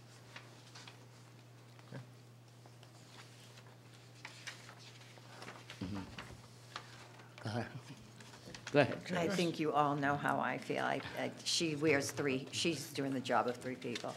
When she leaves, you're gonna find that not a lot of stuff's gonna get done, or be able to get done. And the seniors that do utilize the senior center are really gonna be at a disadvantage having her gone. If we could get somebody, I know our budget is really, and if we can find other departments that maybe can contribute, or as we've talked about cuts, maybe we can get something for her to be downstairs, to be able to keep the programs going that currently go, as well as, And just to let you know, all senior centers have a director, and it's either a program director, assistant director, operations manager, and then your regular staff, then your outreach worker, then your dispatcher, and then your department assistant. But typically, a director doesn't do 3 jobs. She doesn't do the programming, she doesn't just direct, and, you know, you really need another body down there. Oh. Okay. Any questions? Anyone? I want to applaud you. Didn't know that I'd heard that you were retiring, but didn't know it was official. It becomes official when you say it in public for sure. You probably have. I want to thank you for really how dedicated you've been to that senior center for years. Truly. You're up here twice a year before us, and you haven't seen me down there. I could be, me and Chief Barrett will be there shortly, I think. But there'll be some other members before us, and but I want to say that it comes through how much you have poured your heart and soul into the senior center. So I haven't seen it firsthand. I see it here, and we scrutinize, I think, all the programs, do a pretty good job of it, and you have made some impassioned pleas, and I think you advocate for the senior center very well. Unfortunately, what Joyce had just said, that, I don't know how that will go, whether we'll able to find dollars for another position. The choices that are before the town this year are extremely difficult, because we really are talking about directly affecting, this year's town meeting will directly affect people's livelihoods, in not just 1 or 2 people, likely many more, in terms of the potential for cuts to staff.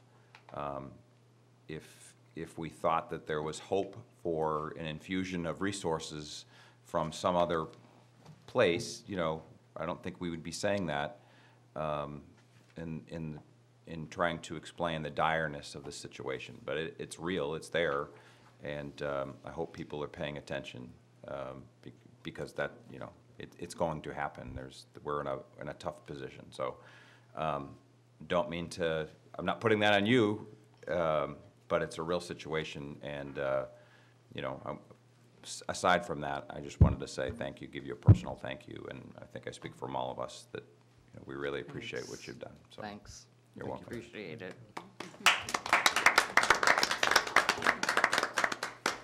Any leftovers? Not at all.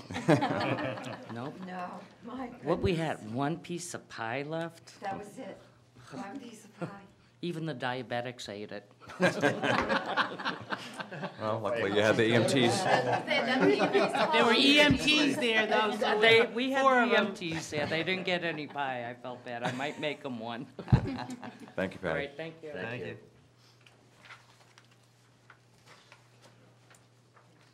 All right, Mr. Gazinski. Thank you for staying up late.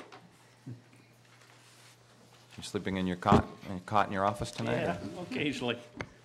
Well, I'm essentially here tonight to get you back on schedule on your meeting, because I was allotted a half hour. I don't think I'll need even a tiny fraction of that. Good. I have no official update to the draft of the annual town meeting warrant. I can tell you, since, well, the select board hasn't not met to discuss it since your last meeting, but I will say I'm only aware of one possible additional article which the select board will be taking up at their meeting next week. There's been an article submitted, I think, by Oak Grove Farm in regards to some funding they're looking to get from the Community Preservation Committee. So you may see that on a draft warrant next week. But other than that, there's been no changes to the actual list of warrant articles from what you received at your last meeting. Okay. Well, any general questions on the warrant you received last week? None heard. All right, well, you're back on track. You're on schedule. You're a man of your word. I'll make you a pie. Hero of the night. Since last week, I'll start with Ms. McGinnis and Mr. Lohr, since they are official liaison reps, and then we'll go into some of the other ones. But you did have a CPC meeting last Thursday, I think. Correct. We did have a CPC meeting last Thursday, and we started to go through the process of ranking and prioritizing the capital requests, and then we were rudely Zoom bombed. Oh, that's right. So we ended abruptly and did not finish our work, which we will do at our next meeting, which is not this week, but next week, I believe. On the 30th. 30th, thank you, yeah. Okay. So no new news to Okay. report. All right. And Mr. Chair, the Community Preservation Committee met last Thursday, and on motion of David Baker and seconded, it was unanimously voted that $35,000 from the open space kitty would go towards Oak Grove Farms work that Mr. Stedman's very aware of, the Ridge Street, Island Road area. So $35,000 from open space is what's been voted on that will go into town meeting so far. Okay. Anything else? Okay. Thank you for that. I don't think there were any other meetings other than today. We had, there was a select board meeting, not as much of a working group meeting, I would say, as I had hoped for or anticipated, but that's fine. You know, we're getting there, and we're certainly pushing for us to get there. The select board discussed a lot of the finite details of the operating budget and kind of big level picture on options. Once they're going to meet again on Monday, and I think then that's when we'll have the big budget picture in spreadsheet form from the finance director, which will help us quite a bit. And I think that's when a lot of the work will really begin in earnest, in the sense of we'll see what their proposed budget will take shape, in the sense of, you know, what could be contributed to bridge the gap from free cash, what the new growth number could be that's in discussion, what the you know, various, whether there's a stabilization fund, whether there's dollars to be taken there, and an override is still, I would say being discussed as well. I don't know that there's a, you know, that's been totally ruled out one way or another. So, you know, if you're able to attend those meetings, I would encourage you to do so. If I don't think I'll, you know, if I have to post a meeting for us to have quorum at some of their meetings, then I will. Does anybody think that they will attend on Monday night, the Monday Select Board meeting? Okay. Maybe remotely. Okay, so perhaps we'll have quorum. I'll discuss it with Carol, whether we'll post it or not. And then we'll have our meeting on the 29th, where we could have a tri-board meeting at that date, because the school board, or at least a portion of the school board, would be here. I'm not sure if they'll have quorum. It would be a good opportunity for us to, since we have two of the three, add the third if the select board can have quorum and if they think it's appropriate. It's really up to them, because they need to propose their budget before we start. Well, that's not necessarily true. I mean, we could, once we have the budget data from the finance director, there's nothing that says that we can't give our opinion. We've done this in the past, where we've told the select board, this is where we are. We can vote on a position and give them feedback, and they don't have to, it's not binding, they don't have to do anything, it's just our recommendation. I'm not sure that we would do that or not, but we'll see how it goes. You know, we've done that in the past. I think it was on capital items and free cash and where to spend free cash. Not coming up with $2 million worth of you know, budget shortfall. So that's that. Any comments while we're talking about budget, you know, the general budget picture from anybody? Mr. Chair, I was going through some tri-board minutes, and I just happened to come across one that was December 15th of 2022, where the school committee chair mentioned the budget is grim, $1.4 million deficit, and that was known in December, and here we are 3 months later, and there's no solution for this. No one's throwing any concrete, what's going to happen, what bodies, who on the municipal side, and who are. It's, I would like to see something in the event that we have to come. When is that going to happen, Mr. Chair? When are we going to see something? So our schedule is that we have to make our final recommendations by the 12th of April. So all I can tell you is that it will be prior to the 13th of April, in order to keep us on track for a town meeting of the 3rd. I think everybody appreciates that sooner is better, but again, until there's a proposal from the select board on what the budget, essentially there's a bit of, I don't want to call it negotiating, because I don't really think it's a negotiation. I think there's a proposal from the select board that has to be given to the school, and then the school offers up you know, their solution to bridge any remaining gap, and then we get to discuss and vote on the result of those two steps. We certainly could be proactive, and which is what I'm attempting to do by scheduling meetings during their meetings and attending their meetings. And if we're allowed to have public comment, then we can make public comment. It's Are we going to be allowed finally to have public comment at a select board meeting? it's not up to me. No. I don't frankly think that,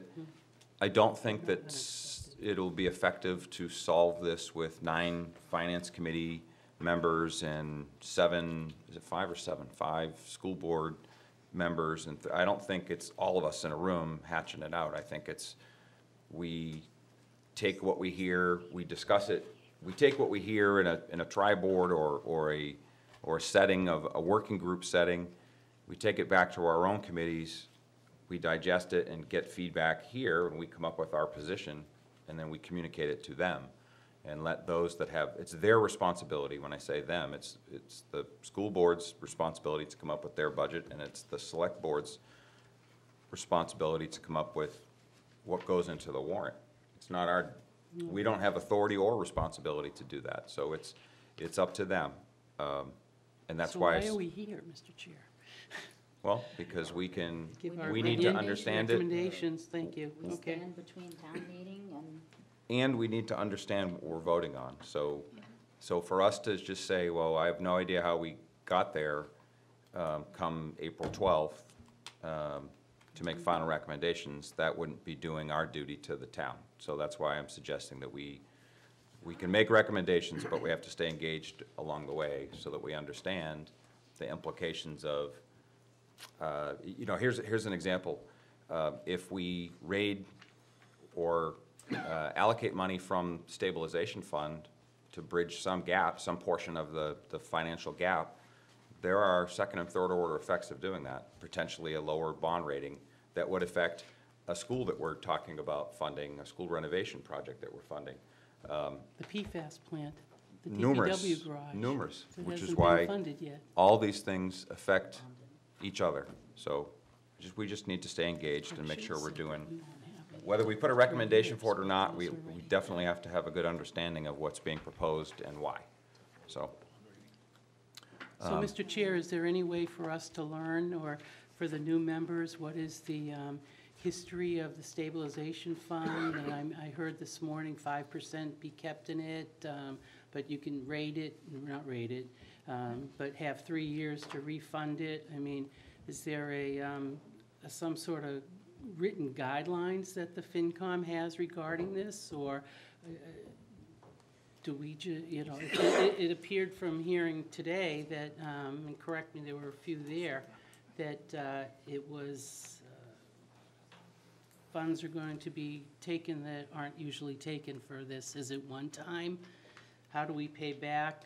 It seems like things have been kicked down the road a few years, and all of a sudden, everything's kicked into place, and action needs to be taken on everything. But to just know that since last December, at least, that there was this issue, and you know, no override was thought of back then. I mean, you can't do an override right now. It's like, how do you?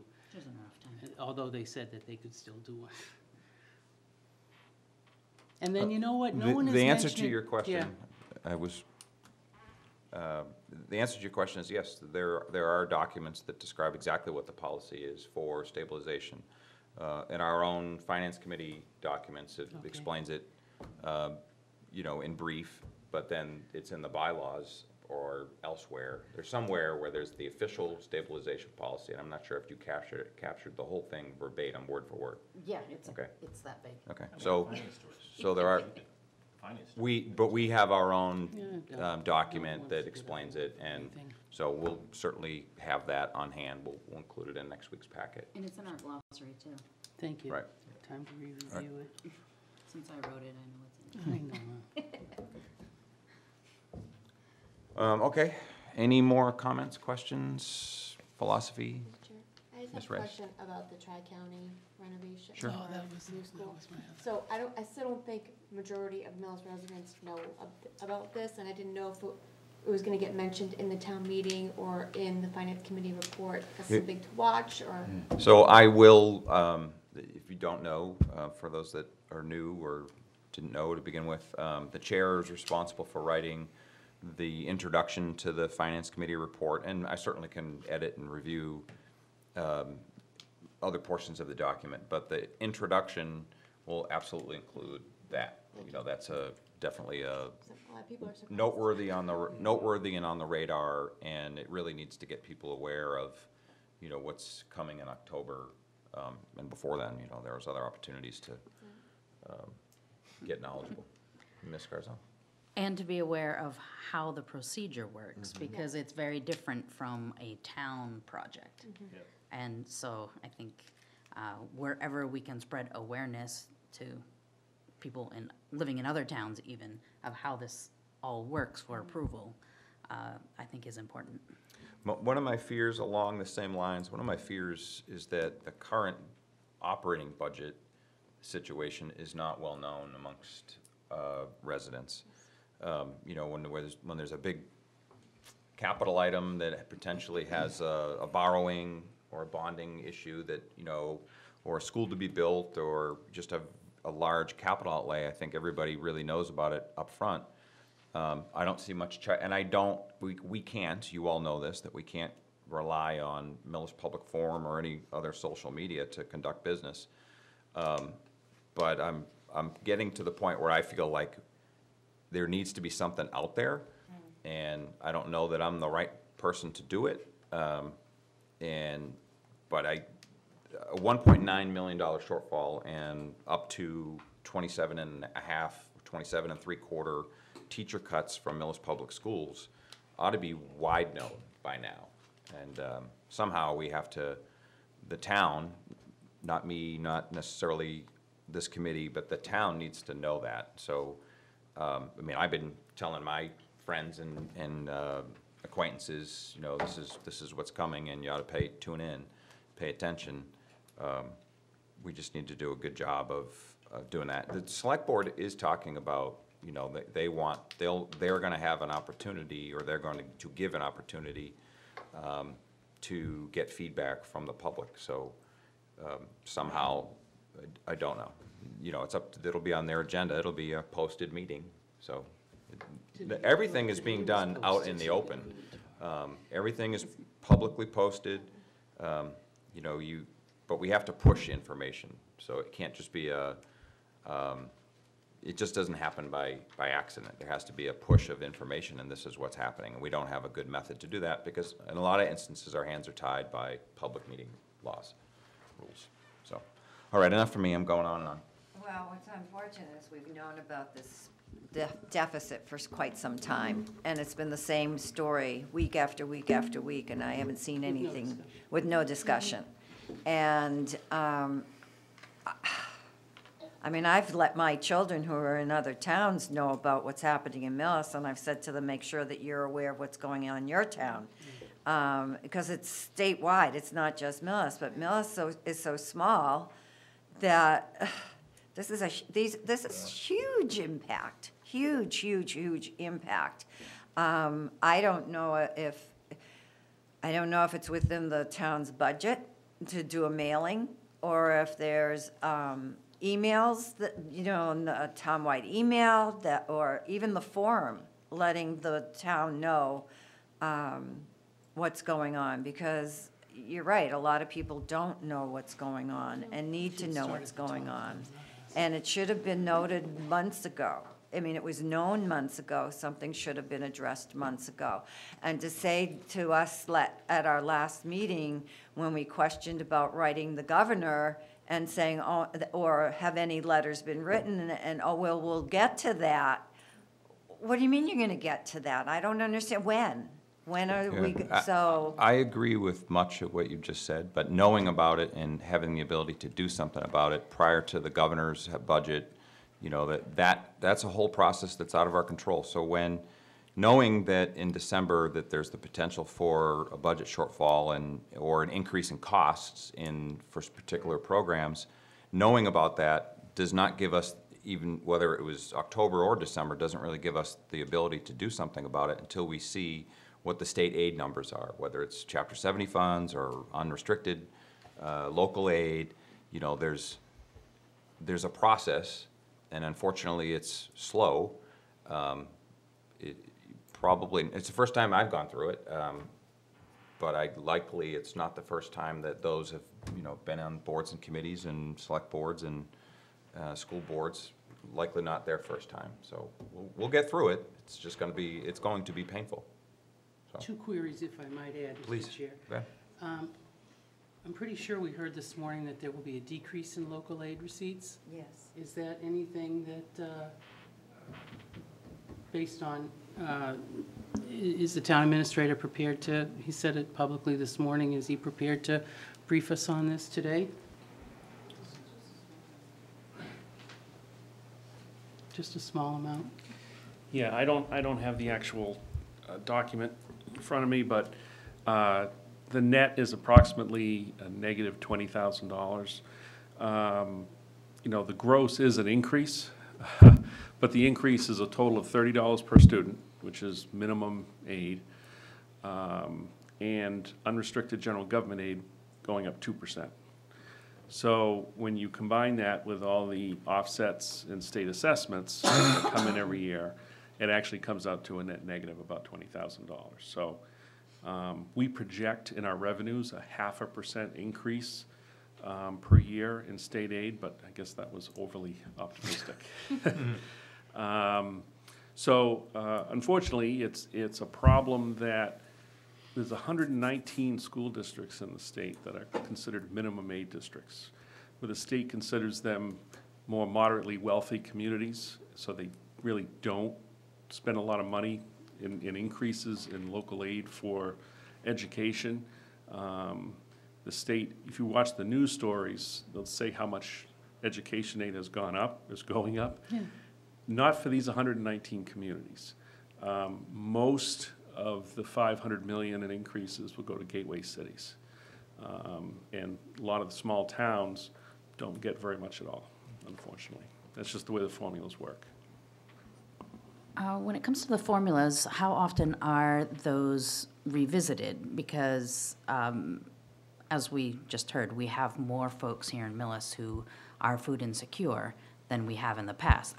It could be in every community that's the same case. I'm at the Medway Community Church Food Pantry, and it's like, 200% increase in families that are served over the past 3 years.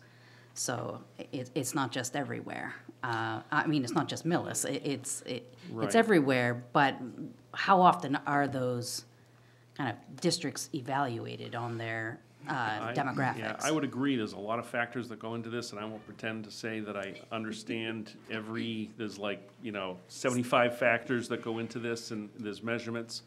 But essentially, they look at the demographics of the community. There's some of the things you brought up probably rolled into that, but most of it has to do with the wealth of the community, the relative success of the school districts. There's a lot of factors that go into that to determine, is this a school district in trouble for one reason or another, and it doesn't need extra aid. And as far as the state's concerned, we're a very successful school district, a moderately wealthy community from statewide standards, and they determine we're one of 119 districts that get minimum aid. So those 119 districts together will get $7 million in additional aid, and the other 500 million goes to the remainder of the districts. Wow. That's nuts. So that's the way the formula works. One last question, Mr. Chair, not on this. Okay. I don't know if I'm one of the few people that think Tri-County is going to pass district-wide based on what Franklin and North Attleboro are vigorously advertising to their voters to support this. Does anyone know what the cost will be to the town of Millis? The answer is, we can't tell you exactly. Well, you just- That's probably not the answer you want to hear. I could give you a range of what we'd anticipate. The project, from the information we've been provided, is expected to cost around $280 million, of which about 25%, or $70 million, will be picked up by the state through the MSBA program. That means $210 million has to be picked up by all the communities. And it's based on enrollment on a year-per-year basis. So depending, and we've had some pretty big fluctuations in our enrollment. I mean, I think, we range anywhere from 25 students to 60 students. And depending on how many students are in that year, we could talk anywhere from $600,000 to over $1 million per year assessment, assessment. Forever? Well, for Not- 30 it's not a- years. For 30 years, okay. To the community for that. Okay. Is And- that in addition to what we're currently assessing? Yes. Additional So the concern, there's two concerns there. One is the cost to the community. The other is the funding mechanism, because right now, the way the law is set up, This is a district-wide vote that will occur all on the same day. Right now, they're looking at October 24th. The ballots will be open, the ballots will be open to the public anywhere from 4 to 8 hours that day. So it's not like a regular election, it's not 12 hours. So I think that the town clerks and all the towns and the district are gonna discuss about when that is. Is that noon to 8? Is that 8 to 4? Is that, you know? Absentee? No, I don't believe so. And unfortunately, there's nothing connecting, we cannot legally change the question. And the question will not talk about a debt exclusion. So if this passes, the town will be required to pay for this assessment, whether or not the town passes a debt exclusion. So, Or withdraw the students, right? Is that an option? I don't know if we can easily The withdraw. whole district has to vote, I believe someone asked. The whole district has to vote to remove a town. Yeah, it's that not easy. committee. It's not easy. And so that's a big part of the concern, is that when the VOTEC was set up, and this arrangement was set up, was pre-Prop 2.5. So it didn't take into consideration the issue of debt exclusions.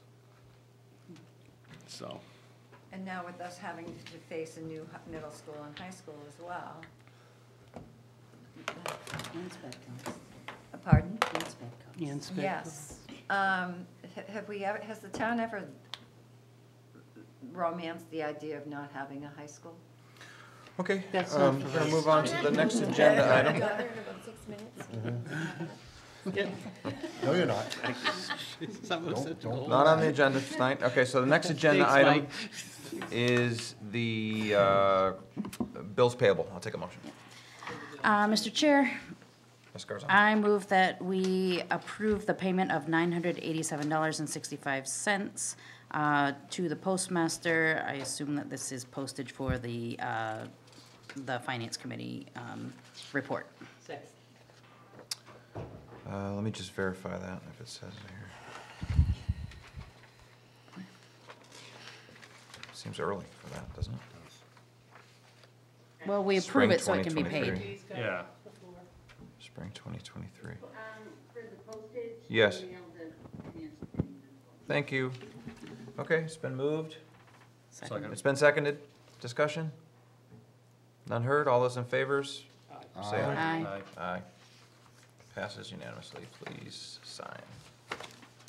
Mr. Chair, Ms. Garzon? I move that we approve the Finance Committee meeting minutes of February 22nd as written. Second. Moved and seconded that we vote to approve the meeting minutes as written from 22 February. 8 of us were in attendance. All those in favor, say aye. Aye. Any nays? Any abstentions? I abstain. Mr. Stedman abstains. Okay, motion passes. I'll take a motion. I move we adjourn. Second. So moved and seconded to adjourn. All those in favor? Aye. Stand by. Hold on, hold on. Sixth grade, We're just signing, Deirdre, before people escape. My son's a freshman. Yeah, anywhere's fine, next to it. On the front, on the back. We are adjourned. Thank Aye. you, everybody. Are you?